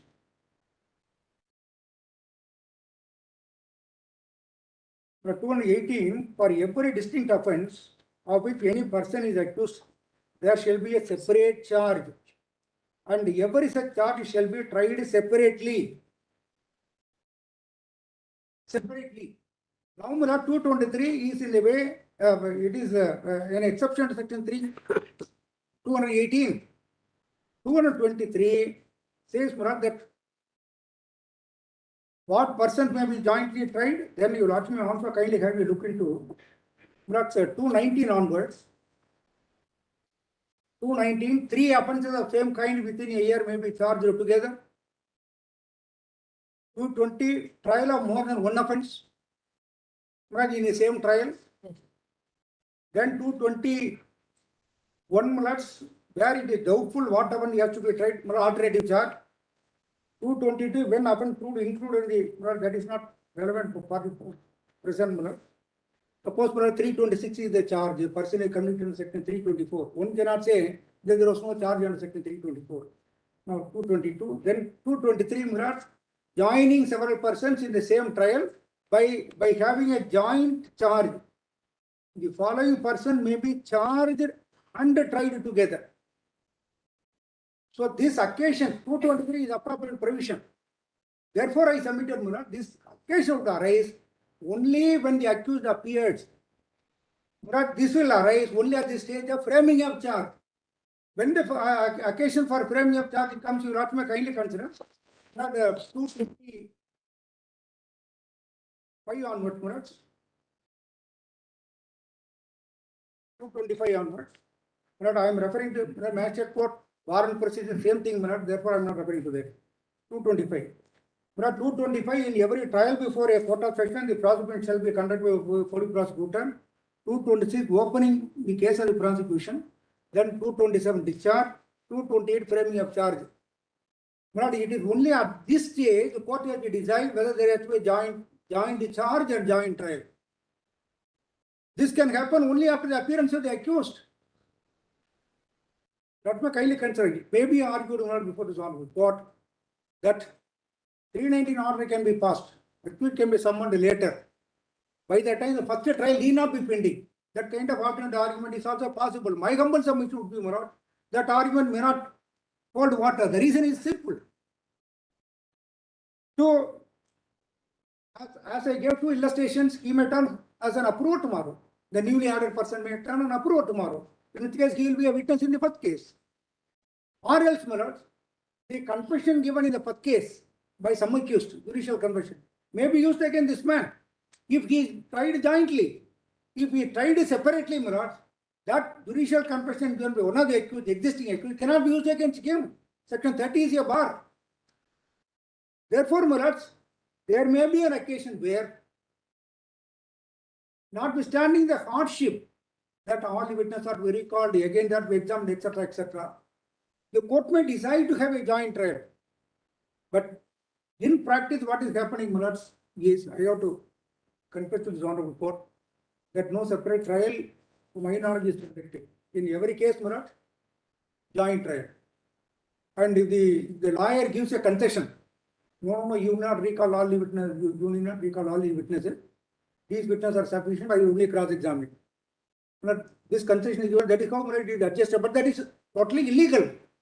In section 273, under 273, evidence record must be recorded in his presence, very present. Because even demeanor of the witness is to be noted down. I should know how the man deposes. Then only I can have an effective cross-examination. It is a fair trial guaranteed in Article 21. Oh, demeanor will be watched by the advocate. Now, what will this accused do, sitting in some corner behind? Suppose the accused is doing the case in person. Suppose? The accused himself does the case. He cross-examines. He is not engaging in counsel. There are several such cantankerous people. They do. In which case, so demeanor is to be seen. And my mentor used to tell me that out of every 100 rupees that is paid to you, rupees 75 is meant to closely watch the chief examination. Rupees 25 goes for your Actual cross-examination. Actual cross-examination. Yes. 75 rupees is for what? To decide. Closely watching the chief examination. Demeanor. Closely watching. So from out of that, we get lot of clues to cross-examine. Watching. So therefore, the evidence recorded in his presence is evidence. The evidence recorded in his absence is no evidence at all. Statutory provision is there. 273. CRPC. Will not kindly have a look at 273. Will not kindly pardon me. I'm not taking much time. I close it.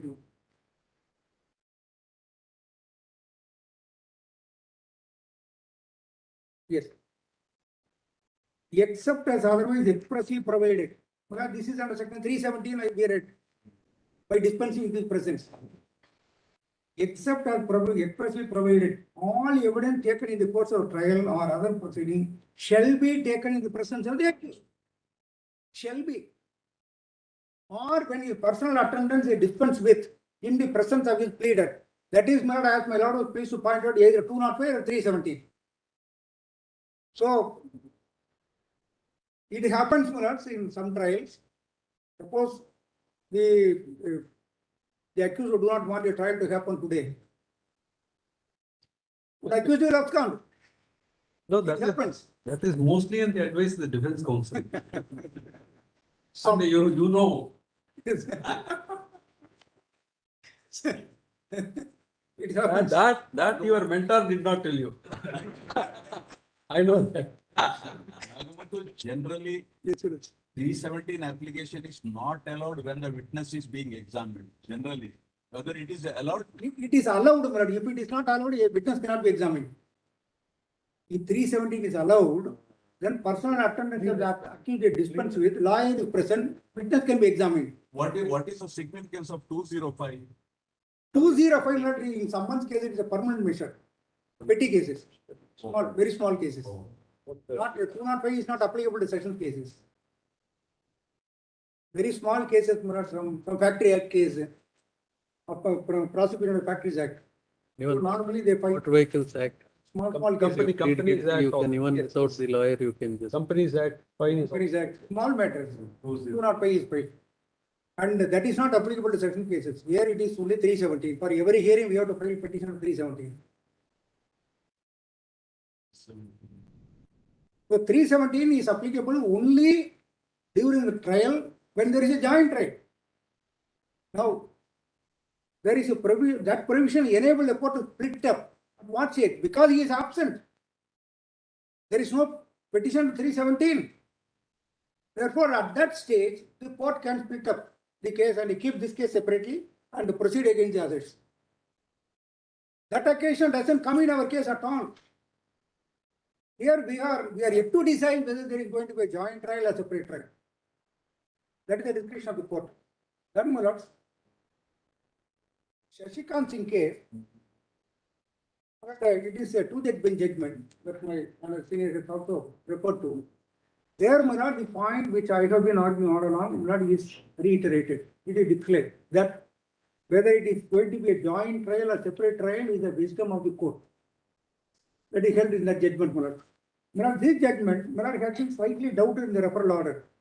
This judgment, my lord, I have given the list, has been followed, my lord, in at least 10 cases. Shashikant.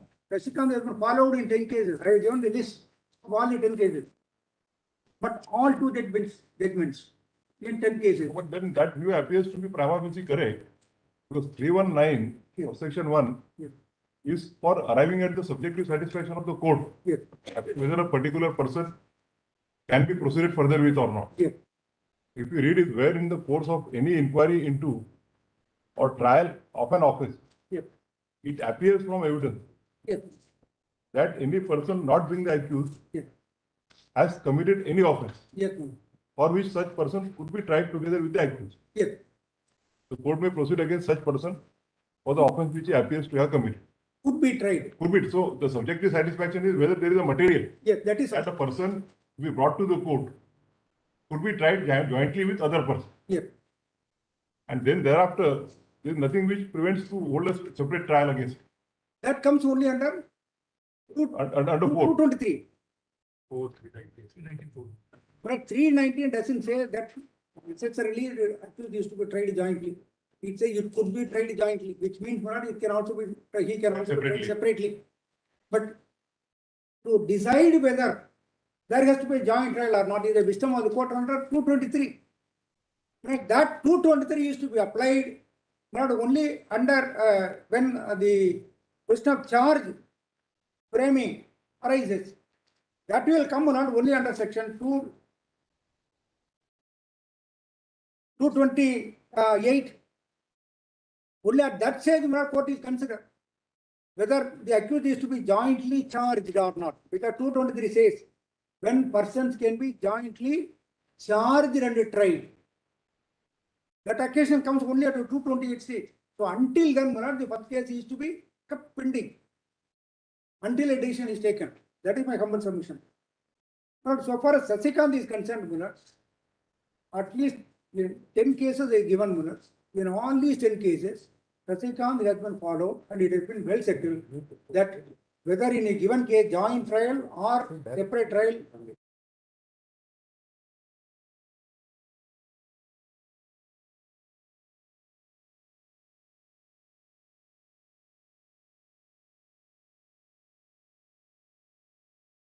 They are also only referred, nothing is said beyond. yes. Yes, no. Therefore, not in my written submission, I have said, if there is no joint trial, if there is no joint, According to you, the view that could be tried together is directly not mandatory. yes, Is the correct proposal. yes, it is absolute discretion of the court concern, absolute discretion.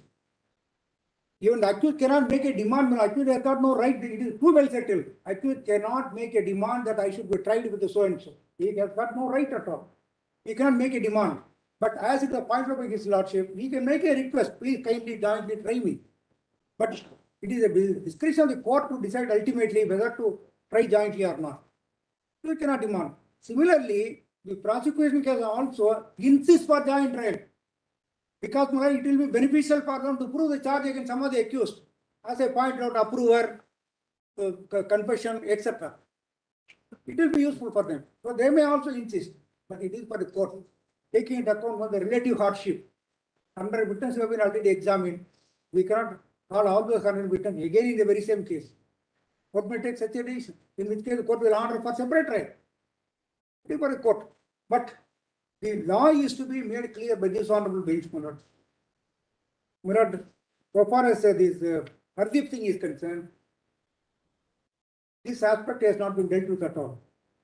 The third question framed for answering by this honorable court is, what are the guidelines that the competent court must follow while exercising power under section 319 CRPC? This, whether it is to be joint trial or separate trial, may be clarified under question number 3. This is my humble submission. But I was said in my written submission, if there is no joint trial, how to go about?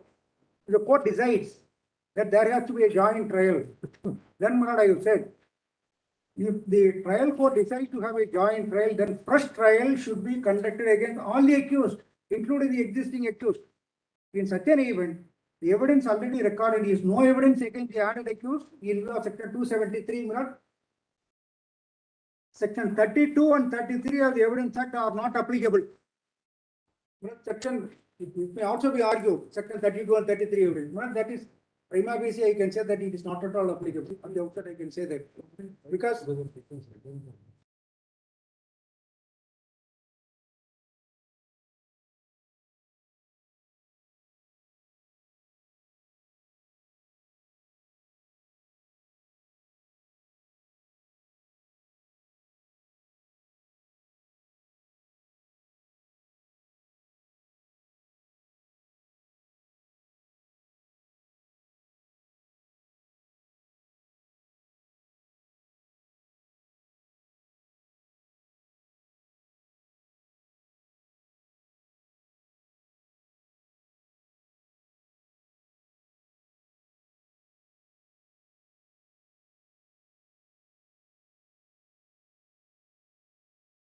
together may become redundant in a case, for instance, Patwalia agrees. Mr. Patwalia himself agreed that if an order under 319 is passed and thereafter judgment is pronounced in respect of the accused against whom trial is concluded, then this could be tried together become redundant.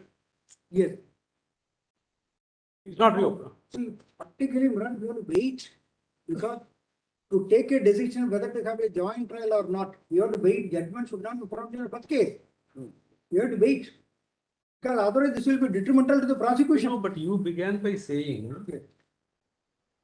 that suppose there is a 319 order passed. The trial is concluded, judgment not pronounced, 319 order is passed. The 319 order is stayed. If 319 order is stayed, then no judgment can be pronounced in the first. Yes, for suppose when I You, today morning you said that separately judgment can be pronounced. no, judgment cannot be pronounced. What I say is not judgment, whether judgment can be pronounced, it can be pronounced, waiting for, awaiting the outcome of the decision under 223. You have to wait. Otherwise, this will be detrimental to the prosecution. Because, Murad, joint trial may be beneficial for the prosecution.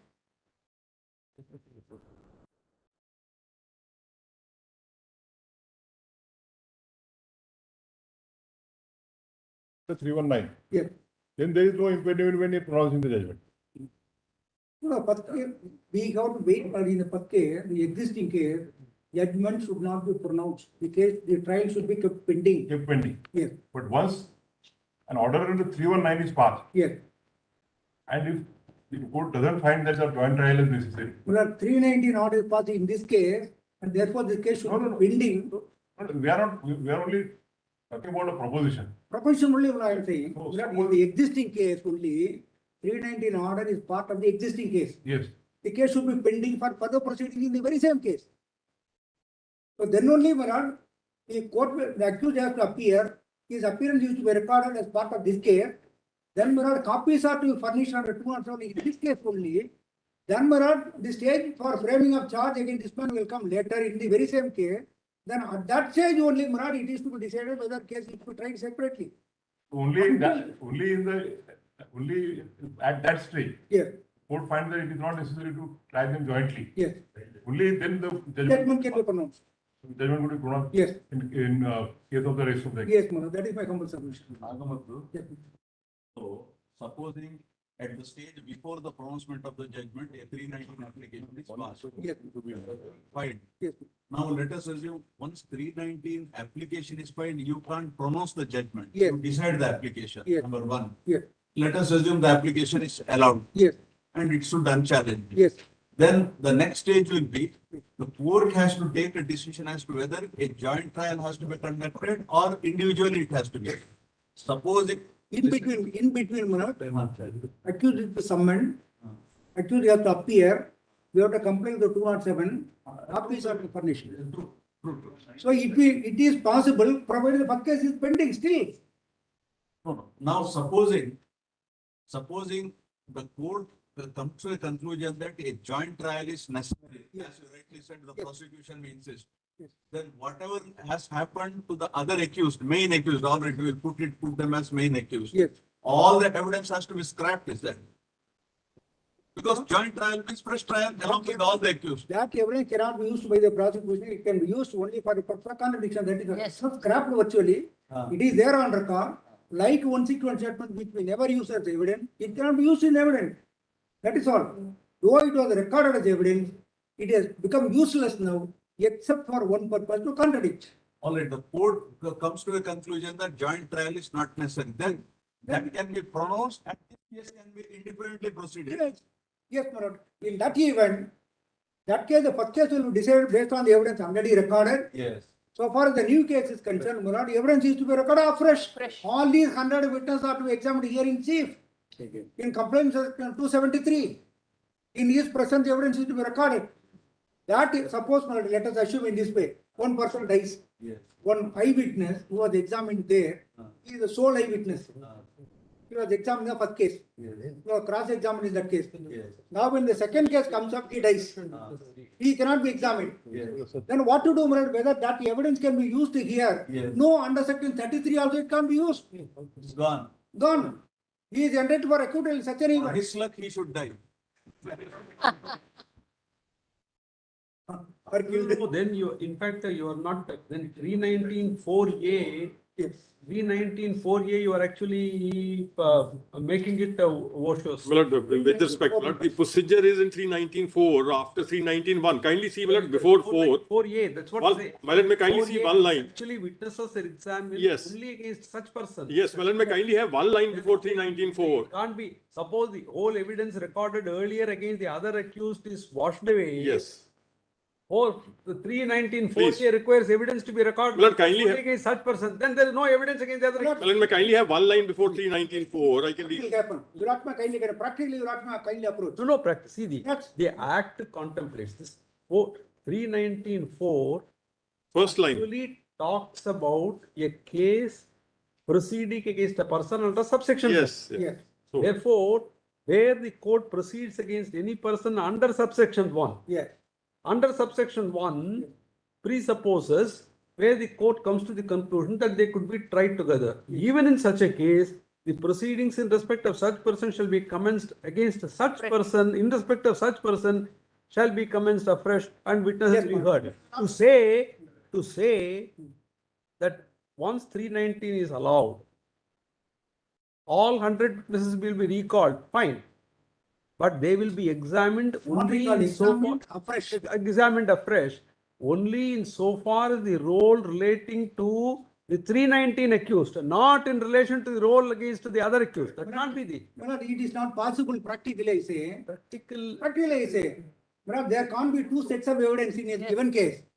One set of. No, it is one composite evidence. That is why the evidence recorded earlier and the evidence recorded later. It is like recalling and. No, put the court, Manoj, put the court, while delivering judgment, put the court, rely on the 100 witnesses already examined. No, it is like recalling. That's all. 311. Suppose 311 had been allowed. No, it can't be recalled because the reason is, those witnesses cannot be recalled by the newly added accused for the particular cross-examination. That is my humble submission. Reason is this. It is. Once you say, the moment a 319 order is passed, Yes. the whole thing is thrown open even for the other accused. Yes. Will be a very, very abhorring proposition because then no trial can see. No, that is the reason why I say there is alternative. If this will result in so much of hardship, have a separate trial. Separate trial. Separate trial. Pronounce the judgment on in respect of others. Yes. Yes. Otherwise, what will happen? You have to kindly see. Once it is accepted that there can be a separate trial, Yes. there is no necessity for 319(4)(a) to say Yes. against such person. Yes. And with reference to subsection 1. This Not, is not, actually with not, reference this to can't be interpreted in such a way, Milord. You not kindly consider this. There are 100 witnesses already examined. This accused, newly added accused is not going to cross-examine them because it is no evidence so far as he is concerned. 273 is a bar. Now, some more witnesses are examined against him. Now, what will happen? There will be ultimately two sets of evidences. One set of evidence against already existing accused, one set of evidence against the present accused. Is it contemplated CRPC? No, it can't be. Therefore, my lord, the evidence should be common against all the accused. My lord, if there is joint trial, the evidence should be common. My lord, suppose one answer is elicited during cross-examination by one accused. Can we say, no, that was elicited by him, therefore it is not binding on me? No, it is evidence. No, that becomes a matter of appreciation. No, Can't there- say that the whole. Appreciation cannot be taken read in isolation from the evidence. But the evidence is to be one and the same. But evidence recorded in a case is common against all. There can't be one set of evidence against one set of people and another set of evidence against other people. But 311 is not applicable. Suppose each man has got a role.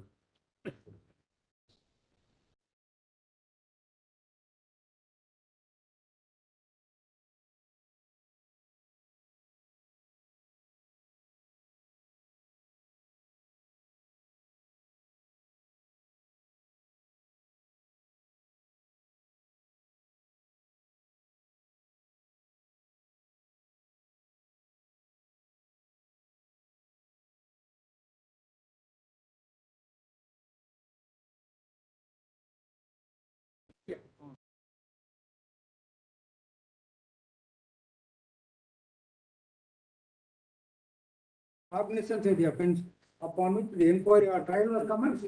No, that is because of the same transaction. See, he is found to be, see, what is inferred into. I'm actually one with what your lordship is saying here. In fact, I have a slightly different path here. I agree with what is falling from your In lordship. fact, 319, No, by the let inquiry. me let a friend explain to me, Milord. No, I want to know it.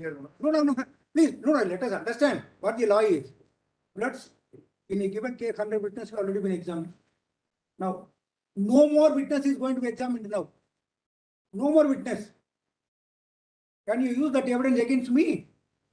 No, you can't use. No, Then how will you convict me? no, it is not used against you. That is the reason why, in so far as you, again, in respect of such person, according to you, has got no meaning. No, it was some interpretation. Not interpretation used to be workable. My humble submission is, 100 witnesses have already spoken. All are exhausted. Correct. No more witness. You are right. No more witness. Is a- Now, what can I do? I am the newly added accused. If the words could be tried together, could be interpreted to mean that is only directory and not mandatory, then we will have to apply an interpretation to clause A of subsection 4, so that there is the whole thing gives a comprehensive meaning. Let me try to understand, brother. 100 witnesses have been already examined, all exhausted. No more witness. Now I am added as accused. How to go about in respect of recording evidence now? No, for his role, you examine. For me, as against me. That's all. As against me, already witnesses have spoken that the reason why I have been summoned under 319, now that evidence is no evidence against me. Now trial has to afresh go. That evidence is no evidence against me against you because they were not examined in your presence. Yes. Now they have to be examined in your presence. Yes. You get an opportunity. How to examine? If Chief what you class. say is accepted, Chief examiner. all other accused also will again have an opportunity to cross-examine. The whole thing is completely thrown open. But cross-examination will not close anything. Cross-examination is the right at any number of times one can have opportunity to cross-examine. But my humble, this predicament you ask me kindly consider. But I come to the court, I say, all witnesses have been examined in my absence. There is joint trial. What shall I do now? You can't use that evidence against me. I do not want to recall any witness. You can't use that evidence against me. Then I am entitled for acquittal. The whole exercise under 390 will go waste. Therefore, my lords, it is to be interpreted to say that when you decide to have a joint trial, there has to be one single trial. There can't be two trials, there can't be two sets of evidence. No, it is a single trial where witnesses are again examined, that's all. It is not that it is a single trial, In that's the, not. in the character of illustration, single trial is not lost. in the illustration which I gave, where is the question of examining again? But may I ask the question to myself, 100 witnesses already exhausted. I am not recalling any witness, I stand. Prosecution What is the can question of recall witness, there's not need, prosecution will recall witness because prosecution has to prove its case. 311. No,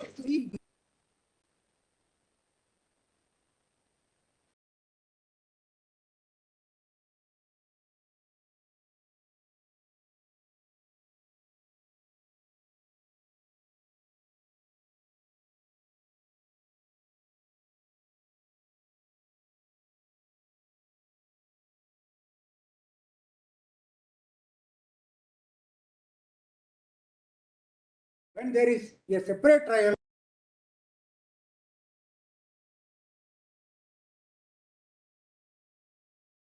are concerned, already record evidence may be sufficient. But we have to ease down the situation of trial courts. We cannot make the provisions very hard for them to follow by interpreting. So this is the only way to make the things very easy and workable for the trial courts. If there is joint trial, see, that is the reason why we are going to tell the court, don't have joint trial. Because 100 witnesses have been examined. This will be an unnecessary hardship. That is why I submitted already. The other accused have already cross-examined 100 witnesses. Now we are not asking them to again cross-examine these 100 witnesses will be an unnecessary hardship. It will not be fair. It's not a fair trial. This is a ground to have a separate trial. This is a ground. This will cause unnecessary hardship. 100 witnesses have been examined. And who knows, they may have included some admissions in the cross-examination. Everything will be blown away. Yes. Yes. Therefore, Best thing is to Have a separate trial. separate trial. suppose the witness now turns hostile. So what can we do for that? Can't help. The witness now turns hostile in the second trial. Yeah. So the witness on whose evidence 319 was ordered now turns hostile in the first trial. We can't help. That is what is the conviction rate that we are recording in this country? 7-8%. 5%. 5%. There is murder. He has not committed suicide. Man died because somebody killed him. Who is that somebody? What is the system? We say that the prosecution have not. Anyway, still they are punished, Nagamatu, Yes. for the simple reason. Process itself is punishment now in our country. But it is They are extra. still punished. They may be acquitted ultimately, but they would have suffered, for 10-15 years. This is extra constitutional punishment. IPC doesn't say that this is the punishment. Exactly. Practically, there are a lot of.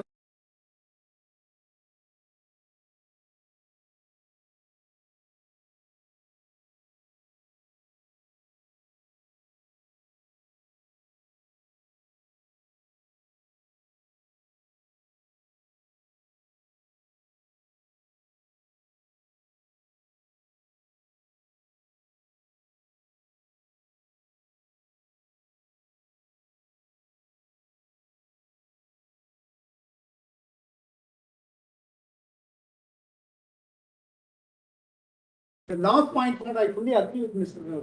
Chakwadia. He said, Murad, that in the given case, 319 petitions were separated from the main case. It was treated as an independent case. There was an order passed. But that, in my humble submission would be, this is wrong. Murad, this should be part of the main case as a submitted. Order is to be passed in that case as an interim order. Then, Murad, in that case only copies are to be furnished. In that case only, Murad, decision is to be taken whether there is to be joint trial or not. But if it is an independent proceeding, then the evidence in another case, that becomes an extra case now. It's another case. That cannot be considered. So that itself is wrong. It is my humble submission. The trial court ought not to have separated the 390 proceeding as a separate proceeding and decided as an independent proceeding. That is not correct, Murad. I also said in my. But Nagamatu, see, on the main SC, they call it sessions case. Yes. It's disposed of. Then how do you continue with the same number, session case two? Not- Something like cricketers, so two, some. That is why SA minute should not be disposed of. Petition 2A, 2B, 2C. Something like that. Well, that is why SA minute should not be disposed of. It should be a sessions case. But this should be a miscellaneous application in the sessions case, Okay. part of the same proceeding. It cannot be a separate proceeding. It can't be an independent proceeding.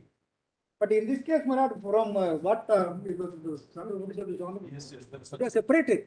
That is wrong.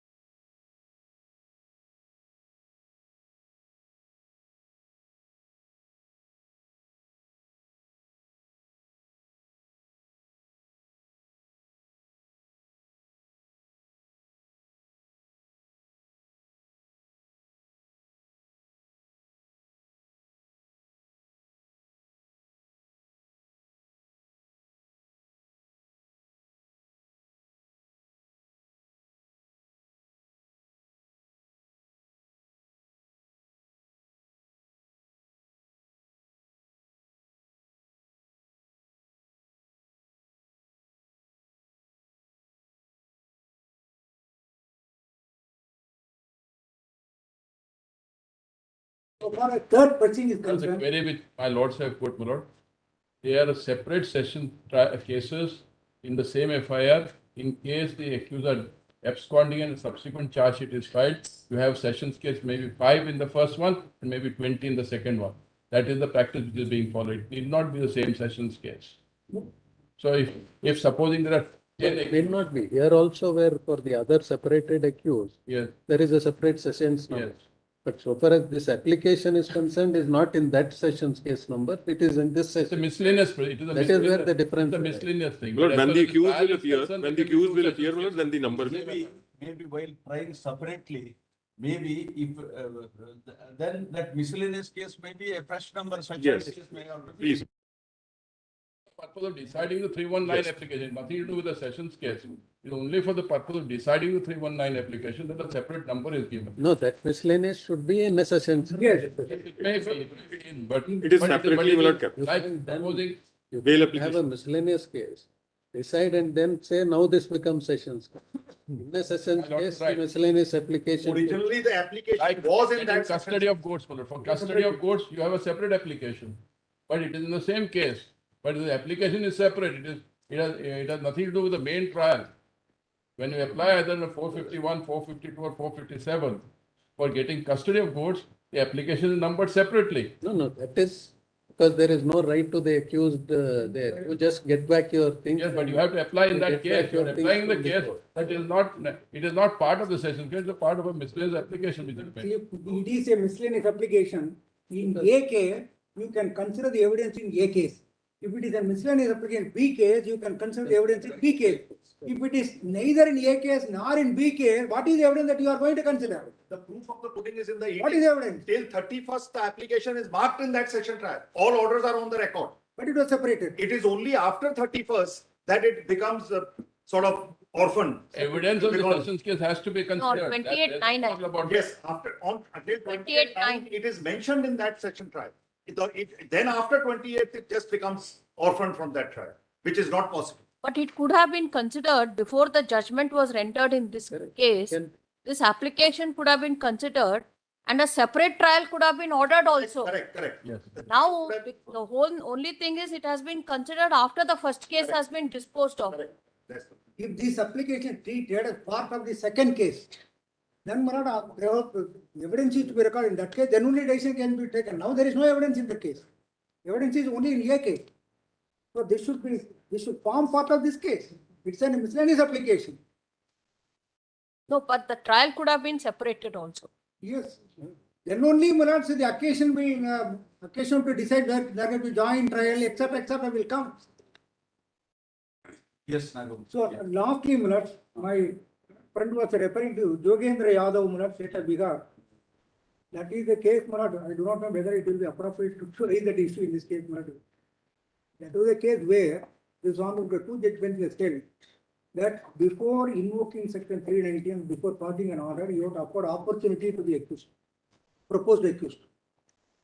He has to appear, he has to say that there is no evidence against me and there is no justification to pass an order under 319. Then only when an order can be passed. The judgment also further say, on his appearance, copies will be furnished and he is not entitled for discharge. That judgment. I got my own reservation about that judgment. And I raised it, his lordship left it open to be raised in some other case. And before the two judgments I raised it, his lordship left it open to be decided in some other case. So that is also that Jogendra Yadav also will not make it. That judgment may not be relevant here. May not be relevant. Reference was made by my friend Anyway, that may not be relevant for us. Great. I am very grateful for having 12 minutes wonderful opportunity. Thank you so Very much. grateful to all of you. Just, I think one of you, somebody, you wanted to make brief, very brief. Very brief. Very brief. Just 5 minutes, 5 minutes. Lordship, please have a look at the notes. 5 minutes. Which case you are in? It is Devendra Kumar versus State of. There is separate case. Yes, it's a Referred separate matter. item. Yes, Lord, referred. All right. tell Your us. Lordship, it doesn't mind, will not take up the paper book of 6960 only for small purpose. Your Lordship has the note, my Lord. Just quickly given snapshot of the fact, one fact. But question is same, no? Question is Question same. is simple. If your Lordship sees, my Lord, item 4, 21 March 2012, Lord, the trial court passes a judgment convicting all accused persons in a pre-lunch session on an event date. Thereafter, on the same date, after the lunch session, pronounces the judgment and sentences the accused. And my lords, after that, by the separate order of the event date, summons the petitioner. No, this is not disputed, is it?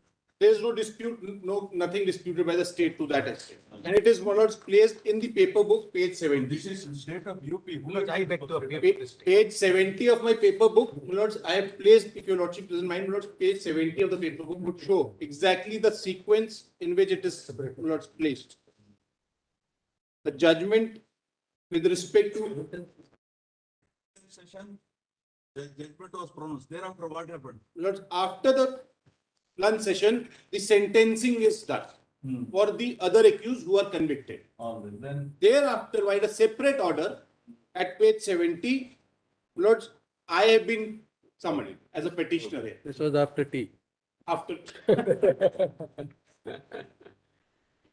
So, Lords, I am summoned at that stage. So clearly, He got ideas after tea. probably, Lords.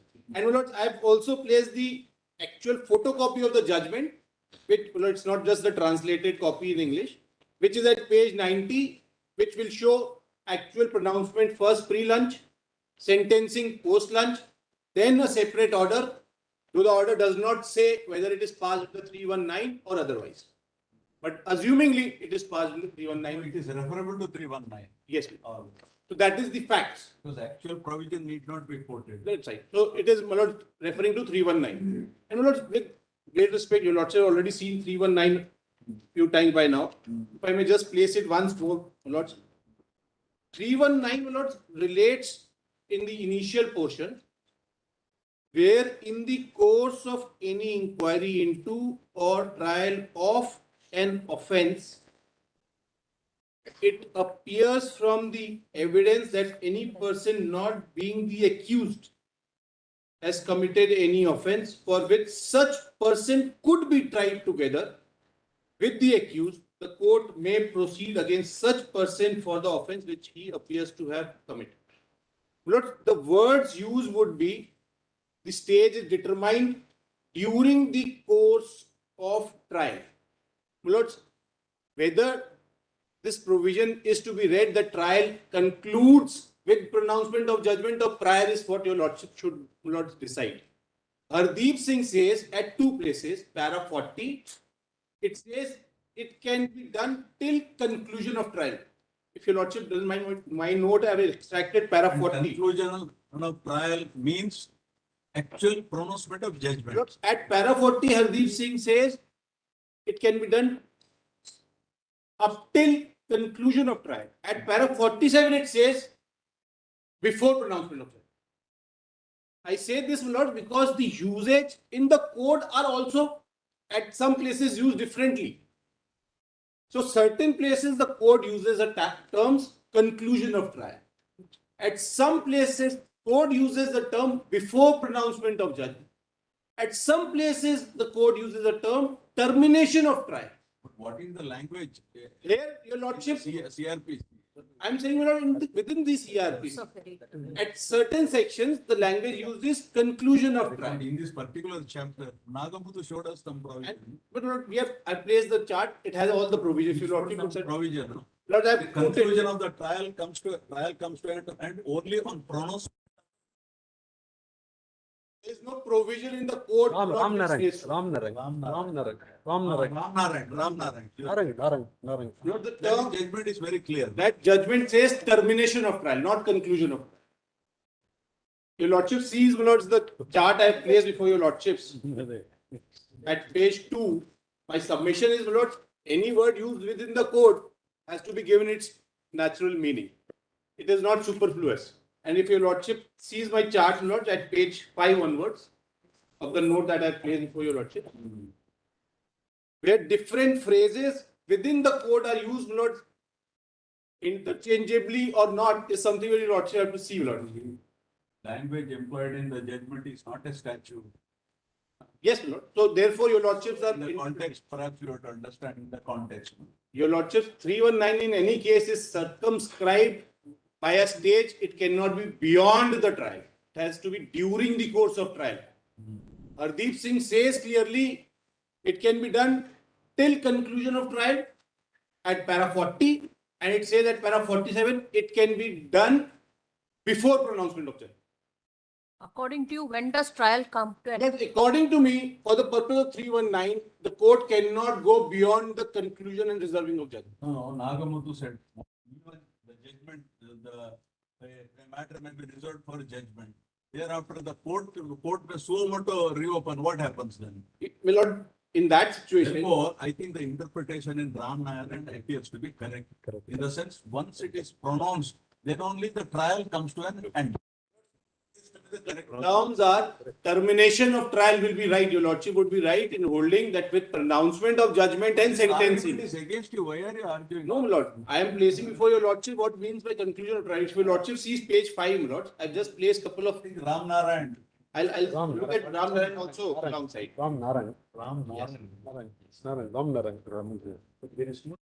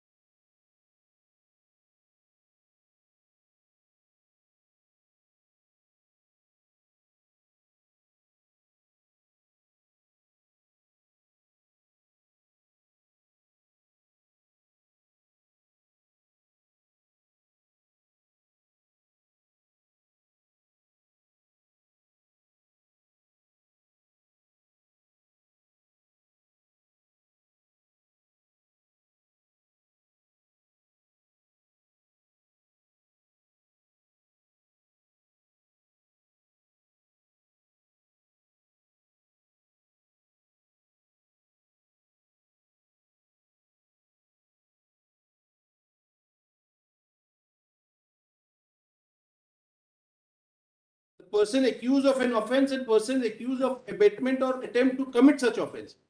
Therefore, my lords, could be tried together will relate to 223 for the purposes of the court to see who can be accused.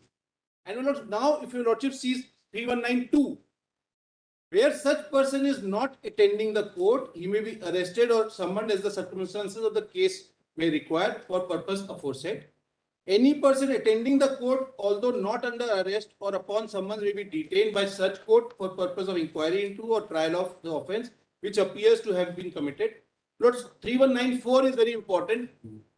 Where the court proceeds against any person under subsection 1, then the proceeding in respect of such person shall be commenced afresh and the witnesses reheard.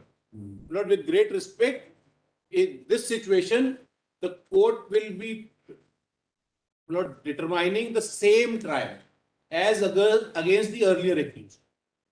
Within that same trial, my lords, it contemplates the proceeding in respect of such person shall be commenced afresh and witnesses reheard. Lord, as so far as the person being impleaded or summoned now is concerned, qua him, whatever witnesses have deposed which relate to any imputation, allegation qua this, Lord, all those witnesses are contemplated to be reheard within the same trial. And Lords, nowhere within this 319 there is any concept of considering or fixing a separate trial, is my humble submission. If your Lordship sees 4 with me, Lords, where the court proceeds against any person under subsection 1, then the proceedings in respect of such person shall be commenced afresh and the witnesses reheard. B, my Lord says, subject to the provisions of clause A above, the case may proceed as if such person had been an accused person when the court took cognizance of the offence upon which the inquiry or trial was commenced. Lords, 319 subsection 4 B, Lords, clarifies it cannot be a separate trial. It is with respect to such person within the same trial that he has to be, my Lords, and obviously so. Your Lordship saw 273, which says no evidence can be, my Lords, taken without the accused. Now I am being, my Lords, made an accused under 319. When I am being impleaded or summoned as an accused, there cannot be any evidence that can be read against me in my absence. Therefore, it contemplates it is to be done afresh and witnesses reheard. Otherwise, my lords, I can be, my lords, made to suffer the guilt. Assuming you said the judgment was pronounced in the forenoon. Now, let us assume 319 application was allowed in the forenoon and judgment was pronounced in the afternoon session. What would happen? What should happen? My lord, in my respectful submission. Are you saying that then unless there is a joint trial, no separate trial is permitted? No, it is not permitted. This That is is my your submission. That is my submission, Lord, with great respect. That is my submission because the court is trying the offence, not the offenders. And the cognizance is that of the offence. So the trial is for the finding the guilt, who is the offender, qua the offence.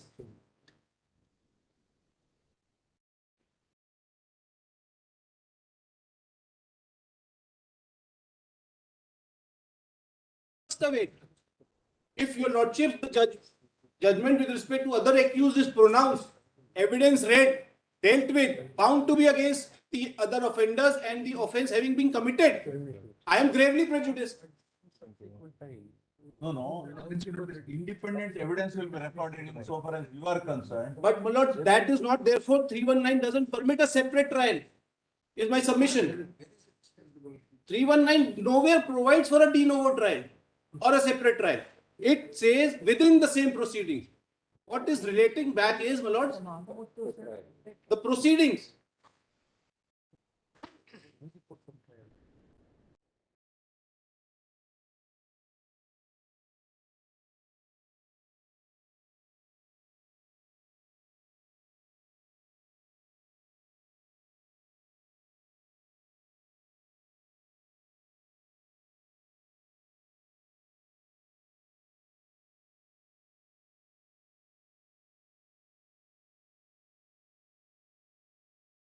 The cognizance is that of the offence.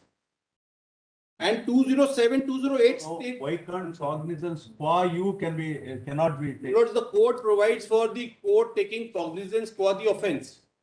And then the investigation and then the evidence for the offenders. So therefore the trial is of the offence. All right. Any other subject? And this is only on the basis of the evidence that emerged. Yes, and my lords, it cannot be so that there is a evidence brought on record for 4 accused and judgment pronounced, which is unchallenged. Then I am being made to suffer a separate trial. Where is my windows to defend myself, my lord, with all fairness? No, on the other hand also, It is not available to. My lord, then there is no other evidence. They'll have to read afresh is what is said. But my lord, then there is no other evidence. There is no challan before a separate court.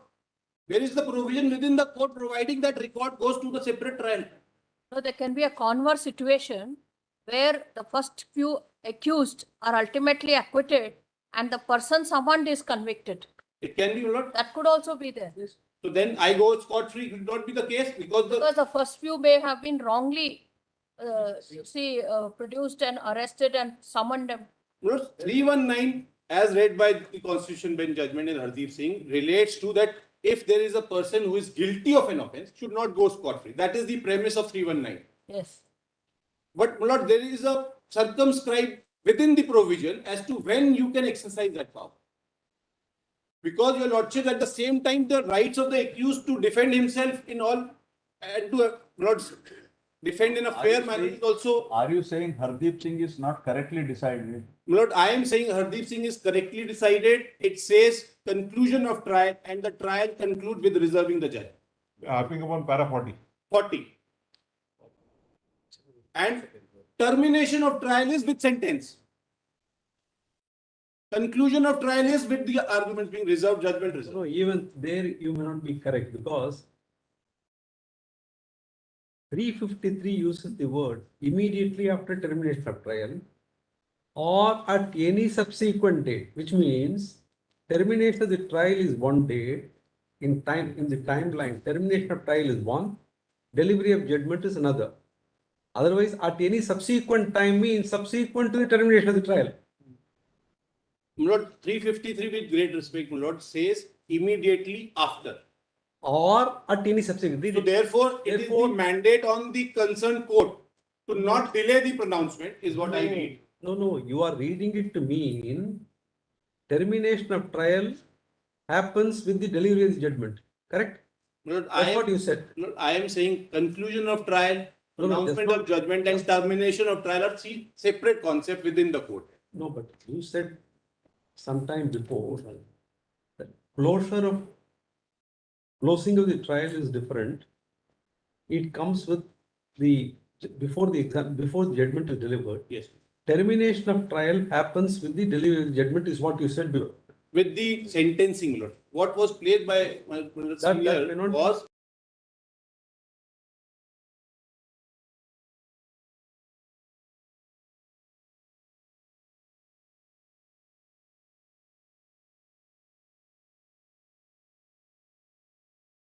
Three shows that termination can be at a milestone before the delivery of the judgment. Correct? Can I read, my lord, 356 with your lordship? Yes, immediately after the termination of the trial or at some subsequent time.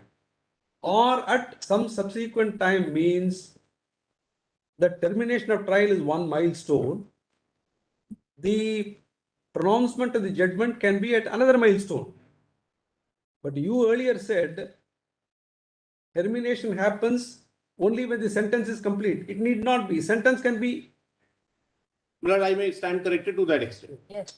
I can stand corrected. But my lord, the import of 319 together is during the course of trial, which exercise is in any case prior to delivery of the judgment, as also read from 353 or also read from 3194. 3194, my lords, relates to any person who comes into picture after 319 exercise of powers is to be, my lords, tried fairly. No evidence which is taken in his absence should be read against him, as my lords contemplated in 273. Therefore, it says witnesses reheard. and proceedings in Lord's 3194B relates back to 207 and 208. And those will be encompassed within the same trial, and therefore the pronouncement of judgment for the other accused has to await. Is my respectful submission before your lordship. And my lord, please see the languages used, not just for my page 5 of the note as used in the code. At some places used differently, my lord.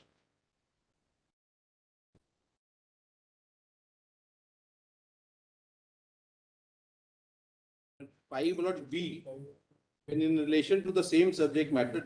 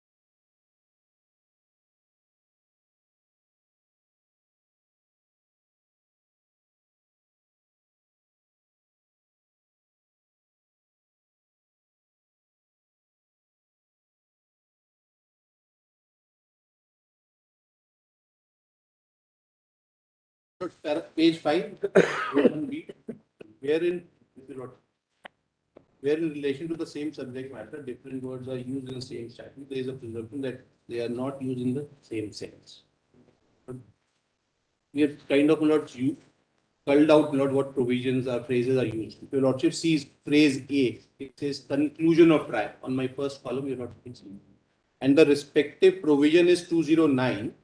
If your lordship turns over 209B, Lord uses the term subject to the provision of this court relating to bail, remand the custody to accused during and until the conclusion of the trial.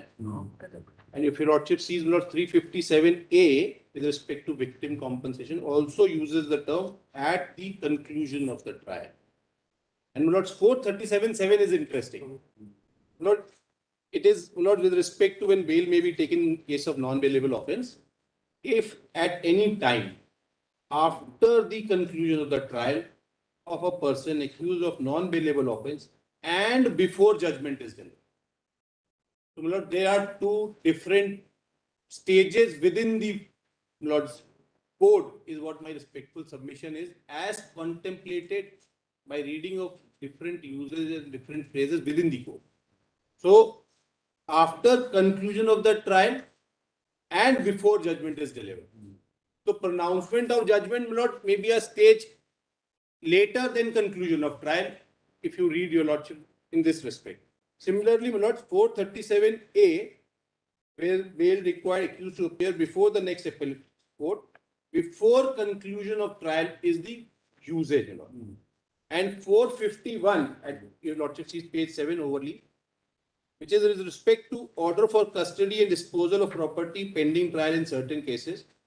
When any property is produced before any criminal court during any inquiry or trial is same as 319, the court may make such order as it thinks fit for proper custody of such property pending the conclusion of the inquiry or trial.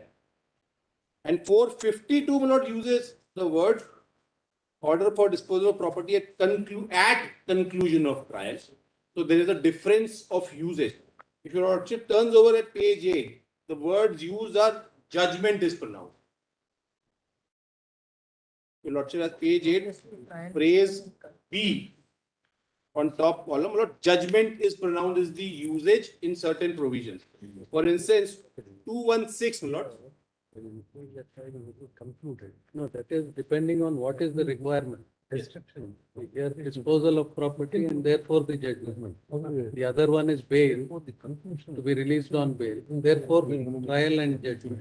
So depending on the requirement, the use of the terminology. Therefore, my lord, the Therefore you can't. interpretation of can't 319, my lord, will have to Can't be- import that to this. Lord, therefore, the So what is the interpretation purpose of- here is the question. purpose 319 has to be read, my lords, in a manner which circumscribes the stage beyond which it is not exercised. So if you understood correctly, according to you, if 319 is allowed, either joint trial or no trial, that's all. This is what you want to suggest. So there is only one way, joint trial. There is no trial. If it is summoned, then there is one trial. All My lords, we heard. Or My lords, anything else, Just give me anything else? few more minutes. I'll finish, my lord, in 3-4 We minutes. gave you only 2 minutes. See, now it. Lord, why I want to emphasize on this? Because, Lord, there has been adequate opportunity for the court to do this exercise so far. Therefore, it is not required to do it at the stage of pronouncement of judgment. Please see, my lord, the scheme of the trial. Page 9, my lord. The scheme of trial before a court of session is, my lord, briefly called out for your lordships. Page 9, bottom it starts, and page 10 I am here. It starts with, my lord, opening case for the prosecution. If your lordship has page 10 of my note. And then, my lords, the stage is at discharge at 227. Look, this is one stage where the court has evidence under 319 as contemplated, which is post challan during inquiry. So there is evidence before the court. And at this stage of discharge, the court is perusing and sieving through the evidence. The court has the opportunity to exercise 319 at this stage also within the contours of 319. If your lordship, my lords, just moves forward, my lord, next is framing of charge. Then, my lords, your lordships were pointed out the order of acquittal, which is order which your lordship mentioned is not exercised for certain decades. If the prosecution fails to bring on record adequate evidence, there can be an order of acquittal. So there is a stage within the scheme of trial. The court has to look at and exercise and sieve through the evidence. If there is no adequate prosecution evidence, then order of acquittal can be passed. So the court is exercising its judicial mind over the evidence before it. What is the point that you're putting forward? Point is not, there is adequate stages within which the court is exercising and looking at the application of mind with the evidence available. So therefore, having failed during this time period, there is no occasion within the court to summon the additional accused. The additional accused at what stage? At the stage where the application of judicial mind will not rest with the conclusion of arguments, there are 3 occasions. One was not at discharge, second at acquittal, and then, my lord, at the stage of judgment. The judgment, my lord, is set out 2 places in the court. At 232, your lordship will see. No, 232 is an order of Order. acquittal. 235. 235 is also judgment. Within the scheme, my lords. Judgment of execution. So, my lord, 234 is the arguments. This is the third stage, my lord, where the court has adequate opportunity to look at the evidence before it. At the stage of arguments, at 234. And then, my lord, 235, after hearing arguments and points of law, if any, the judge shall give a judgment in the case. If the accused is convicted, the judge shall, unless he proceed in accordance with the provision of 360, hear the accused on the question of sentence. And my lords, then 235 will be, my lords, read with the way it is to be pronounced, as my lord set out in 353. 353 again, my lords, titles as judgment within the court. And my lord, 353 contemplates the judgment in every trial in any criminal court or original jurisdiction shall be pronounced in open court by the presiding officer immediately after the termination of the trial. And we already read it so many times. Yes, my lord. So, at all these stages, my lord, till arguments of 234, the court and 235 judgment is pronounced for acquittal or conviction. The court has had a look at the evidence before it. Therefore, 319 does not contemplate a situation where beyond that stage, court is to, my lord, summon an additional accused, is my respectful submission. And, my lord, there are two small judgments, two high court judgments in that sense, my lord, which deal with 353.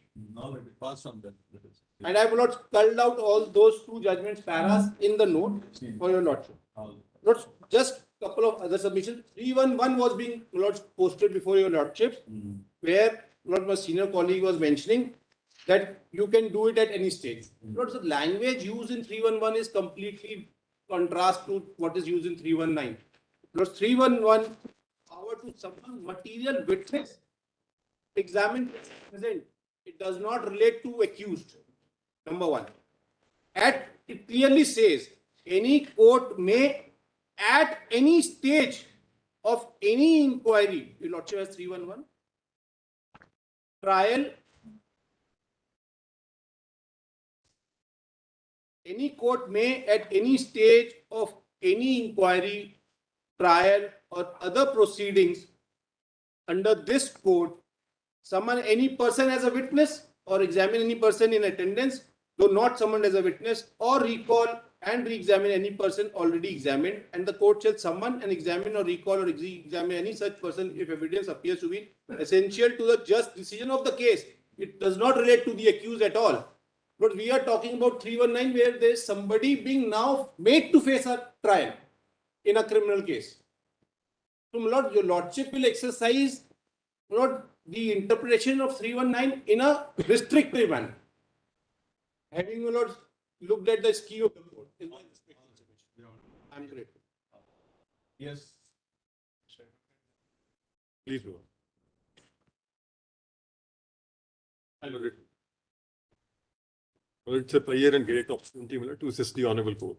And irrespective of side I'm representing, my lord, I'll try to assist on the law. My lord, before saying, my lord, Mr. Patwalia had argued about that judgment, my lord, I've got the judgment. He can be up and down, but it is only one page, my lord, different. It is page 282 instead of 283. The judgment is there. I'll not pass on the judgment, which is referred to in the order, although that is not relevant. Just, my lord, to saying that 282 was written there, it's 283 page. That judgment, my lord, which was referred to in the order. Now, my lord, may kindly have typographical error, my lord, only of one page. Probably they had leap of 10 pages, my lord. It should have been one page either side. It's not at all relevant. It doesn't say what the. I'll pass on the judgment also. Anyway, I don't dispute because that is not, I'll pass on the judgment.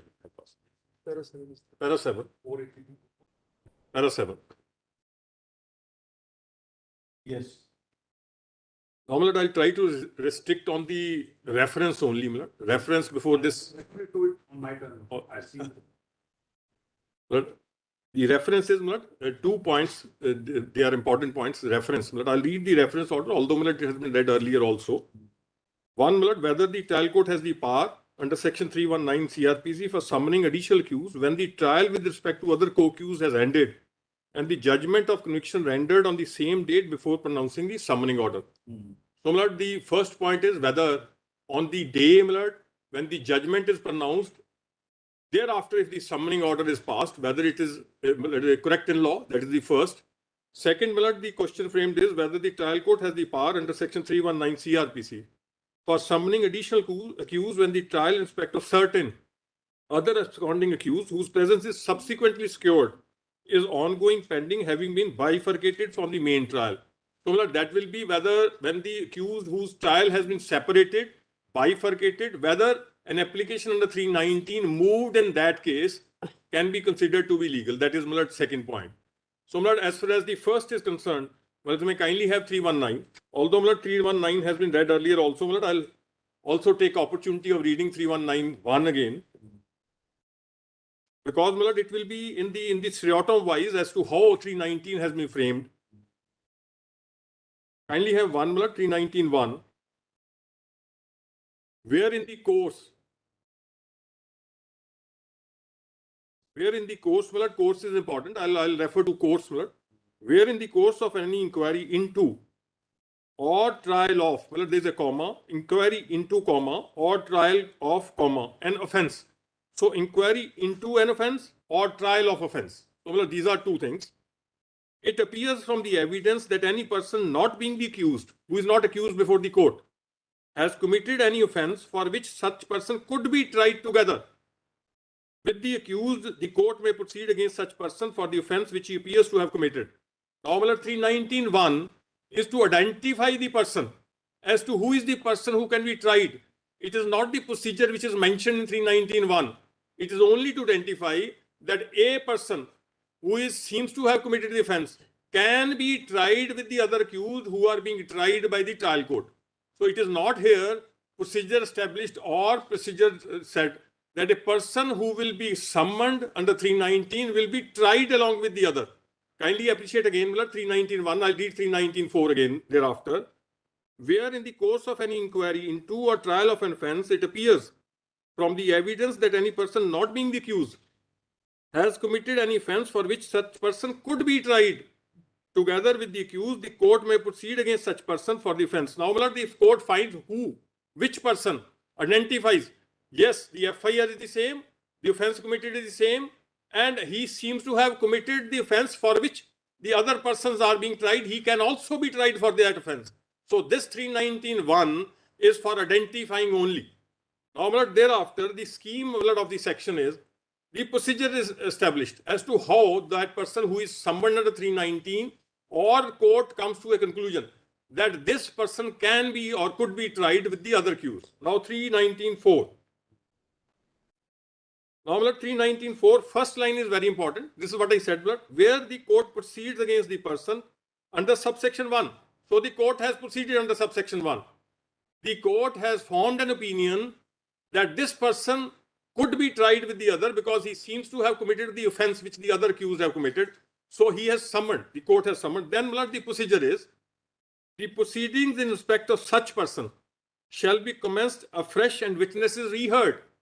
So, the procedure established is, when the court summons that person as accused, then how the trial will proceed. The section says, then the proceedings will respect of such person shall be commenced afresh from the very first instance as the other accused. And then, the witnesses will be reheard. So, as far as this man is concerned, it will be de novo trial. The proceedings will start again. The witnesses will be reheard. Now,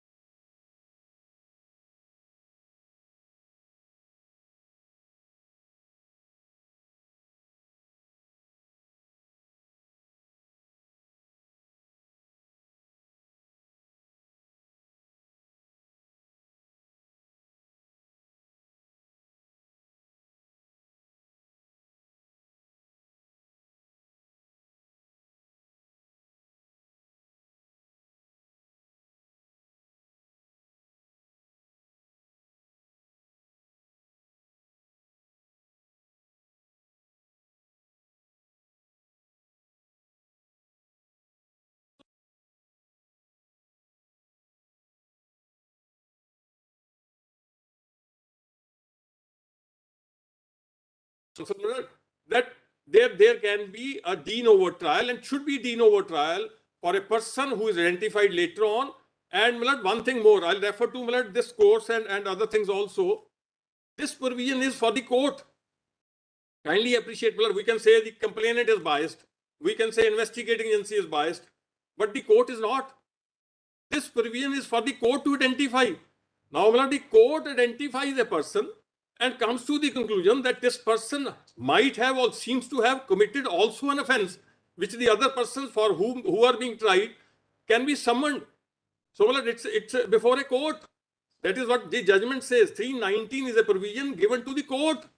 So it's like a deemed cognizance. Yes, Milad. And for the court, Milad, kindly appreciate. I can say, Milad, as a state, I may be biased. As a complainant, as accused, somebody can be biased. Here's a court.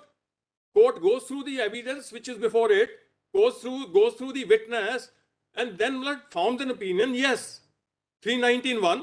This person can be summoned and tried along with them. Opinion that could be tried. It is not an opinion that it has to be, this man has to be tried along with the other. So 319(4) says that the procedure will be the same, evidence already taken will be the same, and the trial will proceed de novo. The witnesses will be, because 273, he was not present when the witnesses were examined. So the witnesses, and one thing more, the witnesses in earlier trial may give some other evidence. Witnesses in the present case will give some other evidence. They may have resigned. They might not reside in the present case. So the appreciation of evidence, one of the arguments raised was it will prejudice the case. It will not, because that can't be taken into account as far as this case is concerned. The evidence recorded in the present case will be taken into account by the court on coming to the conclusion whether he has committed the offense or not. So my submission will be, it will be a de novo trial starting from the first stage as the other accused are concerned, and all the witnesses will be reheard. Please clarify one situation. Please, Lord. Are you suggesting that there will be only a de novo trial only insofar as this particular accused concerned? Or are you saying that even joint trial is also possible? Well, I say both are possible. The court can try at the joint also, because most of the cases, although the reference and in a case the arguments are concluded, that is reserved for yes, statement. the court will come to the finding. Now, what has happened? No, in such a situation, are you suggesting that joint trial is still possible, or the discretion, with respect, the discretion is left to the court. If court finds that it's a case where it should be tried separately, the court will separate the trial and it will be tried separately. Where my lords have given an example where the trial has concluded almost and the judgment is pronounced, court may say this trial is separated. But in some cases, most of the cases, it's only after one witness is examined that they are summoned. Most of the cases, it is first PW when complainant is examined and they are summoned under 319. I will say more than 90% of the cases in which only one witness is examined, complainant sticks to his version. I'll give one example. Now, complainant says A is accused. The investigating agency finds B and C as accused. The challan is presented against B and C. The complainant comes in the court, say no, B has committed the offense. Now, to say that the court doesn't have power to summon even at the stage of pronouncement of judgment will be travesty of justice. No, they are not saying at the stage of pronouncement of the judgment. They are saying after the pronouncement. I will come to that also, but I am only on the fact of, I will argue that also, but I am only on the point as to whether they can be jointly tried. Well, I am only trying, I agree with the learned senior counsel that it should be either joint or it can be de novo. But then I respectfully said some guidelines to the effect that where this trial, most of the trial regarding the other co-accused has gone into like pronouncement, culminated, then of course the court should have de novo trial regarding this man who has been recently summoned, because it will be travesty of justice for the persons who are already facing the trial. So I was only saying about the guidelines in cases wherein at a later stage, almost when the trial is concluded, the summoning is there, then the court should at least have separate trial for these persons so that the trial is expedited for the persons who are facing trials for many years. That is what I say. So as far as this is concerned, now I come to the second point as to when the court starts looking at 319 application. Now here is a case where 319 application admittedly was moved much earlier to the pronouncement. It is around 2 months earlier. Now the word used is where in the course of an inquiry. Now course has been defined in Hardeep Singh's judgment from para 40 onwards. As to what is course, as to when court starts applying its mind. Now I'll read para 40 with Muller's permission. If Muller could kindly have para 40, Muller, page 121 of the judgment. Because judgment, Muller, that judgment fits in all the cases and is being rightly followed and right law. Para 40.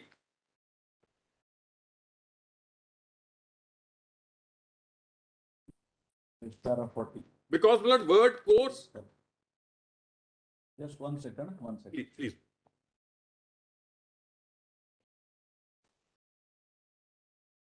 Look, there are so many judgments, so I compilation. I thought the judgment is already. Page 30 of my comparison. I'll use Mr. Raju's compilation. Page 30 of my comparison. Yes.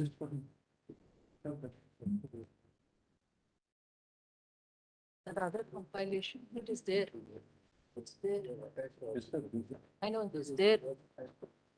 Somebody come here.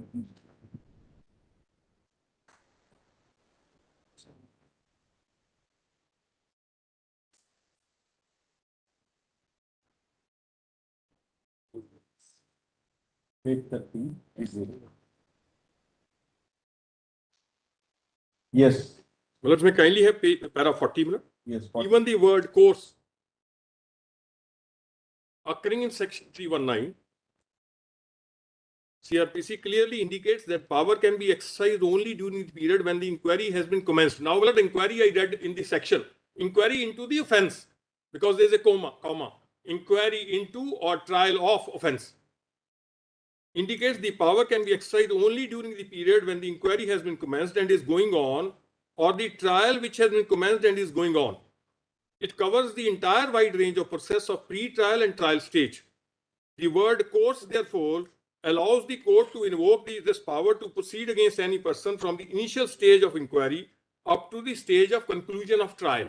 So that is what Mr. Bindra is up to the stage of conclusion of the. Well, I'll read entire and try to convince the honorable court up to Mr. Patwalia. You pleased me. Please act on that also. I learnt a lot here. Now, I was reading para 40. Conclusion: the court does not become functus officio, even if cognizance is taken. So far, it is looking into the material for any other person who is not an accused. The word course ordinarily conveys a meaning of continuous progress from one point to the next in time and conveys the idea of a period of time, duration, and not a fixed point of time. Now, kindly have a next para also. In a somewhat similar manner, it has been attributed to the word course the meaning of being a gradual and continuous flow of advance by journey or passage from one place to another, with reference to period of time when the movement is in progress. So from the very first day, Millard, when the application is moved, this starts. Now kindly have para 42 also, Millard. That is also. I didn't get what you meant. Millard, this course is defined as Millard, I can again read, in somewhat similar, it has been They attributed, already read.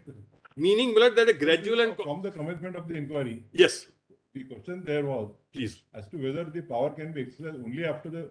Next paragraph, Millard, I'll read 42, Millard. I thought I'll explain at 41 and go to 42, Millard. I was just trying to explain this So fact. the view taken is that even prior to the trial being commenced, Yes, at the stage of inquiry also, the power could be exercised. yes. Millard, it is course is that once, Millard, my submission is once an application is moved under 319, the court starts applying its mind. I am, Millard, on the fact that 319 application has been moved. It is said gradually from the very first day, Millard, the court starts applying its mind. Kindly have page 40, para 42, Millard, also. Yes. Thereafter, to say that powers under 319 can be exercised only during the trial would be reducing the impact of word inquiry by the court. Now, this court refers after 41 and 40 and 41 when court says once. Now, Millard, the fact contemplated by the court is if 319 is moved thereafter. So, Millard, the fact contemplated, although, Millard, I'll be very fair that after the conclusion of the trial, If application number 319 is moved, it is in the air. It will not be taken up. But what the court says, my lord, when 319 is moved, the proceedings are pending, inquiry is going on, the court starts applying its mind, then my lord, para 42, to say that powers under 319 can be exercised only during the trial would be reducing the impact of word inquiry by the court.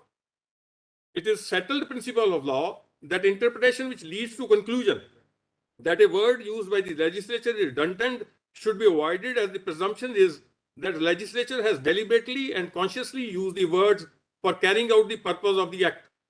The legal maxim a verbis legis non est rescindum, which means from the words of law there must be no departure, has to be kept in mind. Now, my lord, I was only referring to this to show that the word course used in 319(1) is to the effect that once an application is moved, the court of inquiry. Yes. But I am only on the Inquiry, and the course of inquiry precedes the trial. The course I am saying in 319. I am saying if the definition of course is taken as mentioned in 319, I'll come to the reference. I'll come to that in a minute. I'll try to finish it, Lord. I'll come to that also, Lord. My submission is, here is a case where course, as mentioned in 319, is also defined in Hardeep Singh's judgment, wherein the court says, course means the application of mind. It starts and gradually goes on. So my submission is, once the application is moved, the court starts applying its mind. The time it is pronounced, the court has applied its mind already. So, Lord, I'll come to para 47, which was the only line Mr. Patwalia should have read for the reference, Lord, para 47, where, Lord, it said till what time? He read the entire paragraph. Yes, Lord. Try to He can read, Lord. I'm saying this is for the reference. I am restricted to the argument of reference only. Since after filing of the charge sheet, the court reaches, para 47. Since after the filing of the charge sheet, the court reaches the stage of inquiry, and as soon as the court frames the charge, the trial commences, and therefore, power under 319(1) can be exercised at any time after the charge sheet is filed and before the pronouncement of judgment, except during the stage of 207 and 208 committal, etc. So, Lord, here the Honorable Constitutional Bench said that it can be till pronouncement of judgment. So, Lord, my submissions are twofold. One, I'll refer to the facts of this case, which are not to be referred. It is only the reference, Lord, of the question of law. I'll still refer to the pronouncement of the judgment as to how, in the present case, Lord, it is after the pronouncement that the summoning order has been passed. I'll refer to that also.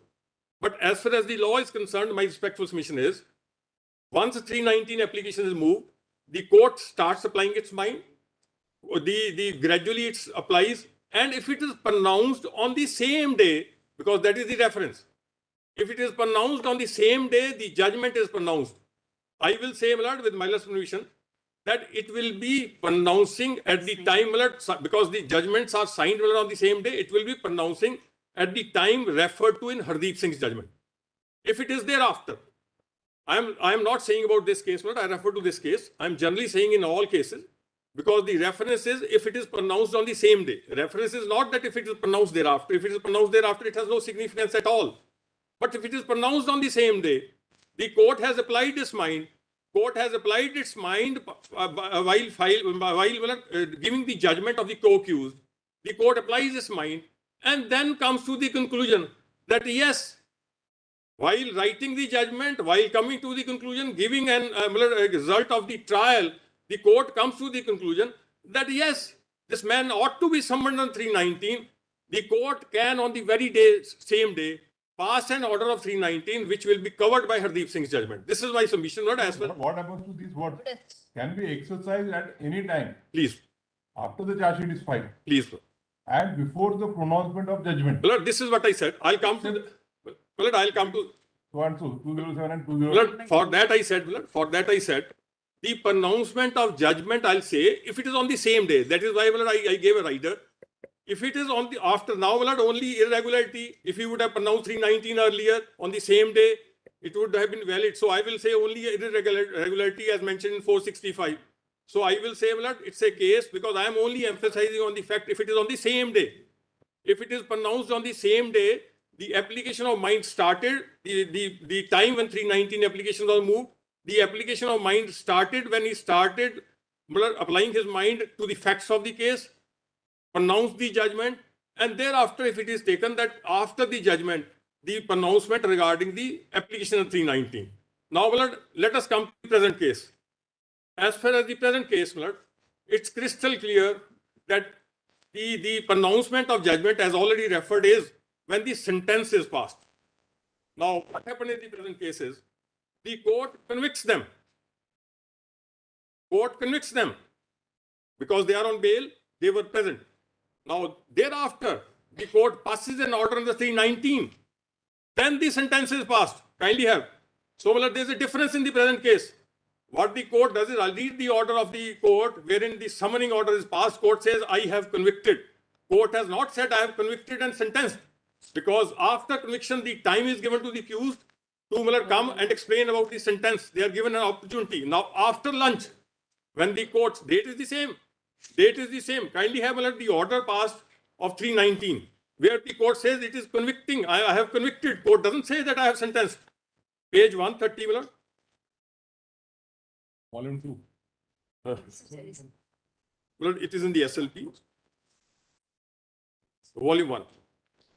No, R3. This is 9063. By 547, 120, no? Oh, beyond what? This is the SLP, Mr. Advocate General, Please, once conviction order is passed, please, sentence is different aspect. please. Trial comes to an end. Please. Now, the language employed in 319(1) is in the course of enquiry, trial. No, it may be a technical argument. We understand that, and we can't decide. Justice is according to law. It has to be. Justice according to law is as old as the hills. Please. It is said. Please. Therefore, Please. what is the law? In the course of the trial, enquiry or trial, trial comes to an end the moment judgment is passed and not sentence. Well, how do you react? My submission is the court is not functus officio at the time because it still has the power to pass sentence. Read the language employed here. Yes, sir. Again, if you want. Let us read 319 again. I'm reading Hardeep Singh's judgment Three- because Hardeep Singh has elaborated Where in the course of any enquiry into or trial of an essence, Please. which appears. please, So here it is it is super technical about what to do. the trial has been Maybe the magistrate, the concerned judge must have committed an maybe. that is why I said kindly appreciate Hardeep Singh's judgment has tried to say what the trial means. It says from the time of charge sheet Trial, there is no distinction. They said they have only construed words till pronouncement. inquiry into, Please, and they said that it has a wide scope. please. Trial, there is no difficulty. Trial would start once they. Yes, I am on charges are framed thereafter. I am on para 47, wherein the court has said that 319 can be moved or decided till pronouncement of judgment. So, here I say pronouncement of judgment will be with the passing of sentence. With passing of conviction order, it is not pronouncement at all because the court is not functus officio. But trial has come to an end. Blood- The language employed. blood- in 319. The court has still to apply its mind. Hardeep Singh's judgment, I'll refer again, para 47. No. Thereafterward, limited application of mind. Still he has 1%. When the words itself you say that during the course of any inquiry And or trial. Please, or trial. please. End of the matter. Then it will come to conclusion of trial, which is not the law, which is not, That is what in para 40 the court says. 47. Kindly, You can't read it in isolation. One I will not. Mr. Advocate General, Please. Hardeep Singh is not a statute. It is not, it is not. But then, the question will Therefore, be, you can't pick one sentence from here and there. It has to be read in the context. yes, my submission will be, if the trial, it is said to be trial, my respectful submission is trial will come to end only when the court becomes functus officio, after it passes the sentence. Before that, the court will sit down, take up the file of the session case and will pronounce the orders. So, I will say, if technicalities are to be taken into account, the technicality will be the court still has the power to sit down and decide about the sentence. So if the court has the power to deal with the file I will say the trial is still pending. It was conviction order, wherein after that, I'll read the summoning order, wherein the court passes the summoning order thereafter, and then the sentence. So, my lord, the court, when was dictating the judgment or applied its mind,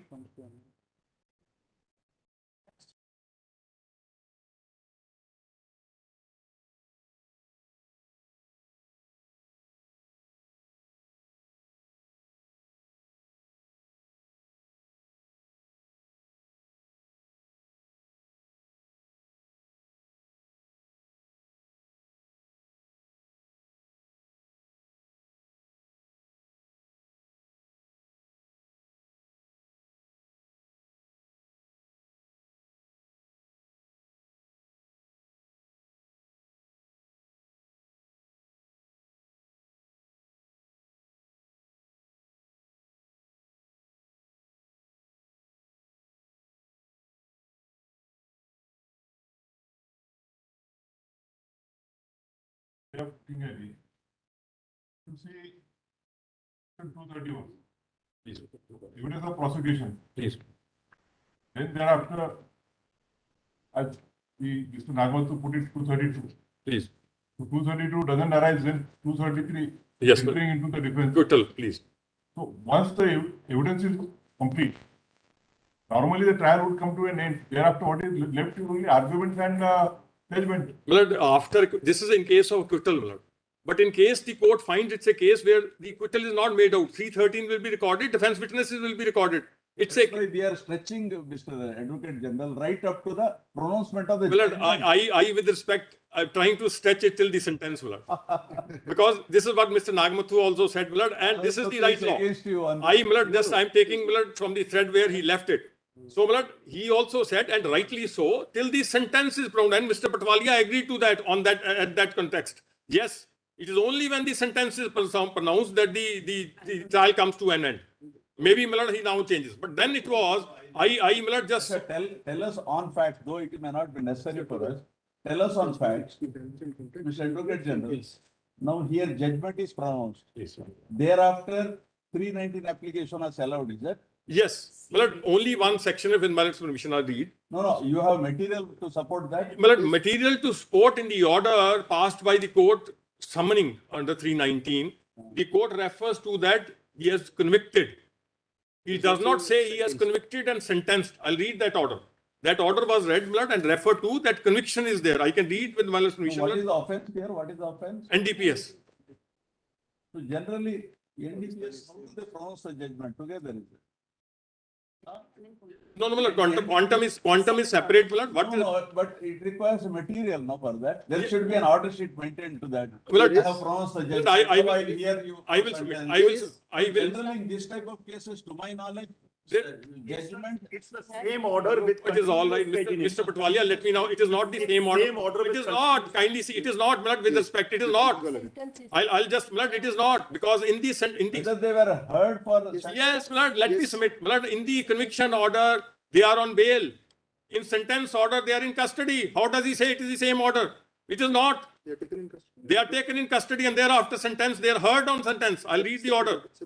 It's a separate order, my lord. They are on bail on the conviction time, and then they are taken in custody, called for hearing the sentence, and then sentence is passed. It always, when the judgment we receive is, last page of the sentence is attached with the conviction order. So you can't say it is passed at the same time. Always, a order of sentence is attached to the order of conviction. So the last sentence of the judgment is, now I shall hear them on sentence. Yes, my lord, yes. In this judgment. My lord, yes, I'll read. Further, it is proved that file so-and-so, non-commercial quantity, let accused be heard on quantum of sentence. And then, my lord, the order in which they are taken in custody, they are heard on sentence.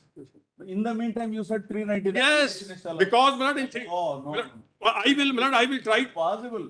My lord, it is. Kindly, I'll read 319 order. I'll read 319 order. Let me read, my lord, 319 order, where the court says, now, my lord, it is, my lord, with respect. My lord, they are taken in custody, brought again, then only, my lord, kindly have, my lord, the order, where the court says. Advocate General, for pronouncement of the judgment, they should be brought to the court. Yes, my lord. Judgment is pronounced. Please, my lord. then the judge says, all right, now I will hear you for, on sentencing. Please. Heard and sentence imposed. Well, it is separate order, separately passed. It is most of the time. Same day. Same day, most of the times it is after lunch. Most of the time, 99%. It is never on this at the same time, never. They are given opportunity to put their case and But you are suggesting the pre-lunch session as Yes. discussed earlier, judgment. what I Thereafter, after lunch, 319 application. No, my lord. After tea, sentencing. this is what my friend had argued that it is after tea. The other case, he had argued that this is after tea at Maybe 4 you o'clock. must have taken tea first and then lunch. So, Resume tomorrow, right? if we feel an urge. Judgment is. This is. After page 109, the quantum of sentence and everything is in continuation. It is continuation. It is uploaded together. What happens is conviction judgment is passed and the order of sentence is uploaded together in all the cases. So then it is attached with the main judgment. Let's come to an end. This is. On what basis do we say Please. that the order under 319 was passed between conviction and? This is what I was reading. I can read with my permission without taking your lordship to the page. I have convicted. Yes, the order says I can read So you 319. want to take the word of, take advantage of the non-use of word sentence. Yes, the court would have definitely mentioned. Mr. Advocate General, That goes just against read the. 353, then we will, just read 1 second, 353 you read, just 1 second, 1 second. How do you reconcile section 353? Read 353. 319. I will, kindly read 354 also. I'll read 353. Then we will do it tomorrow. Actually, Blood it only- is much ado about nothing.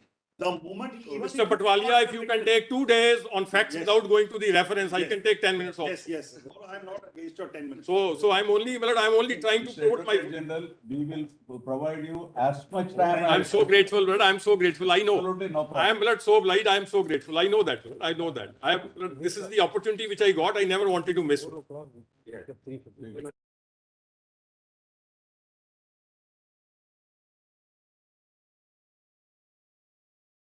After Nagamatu.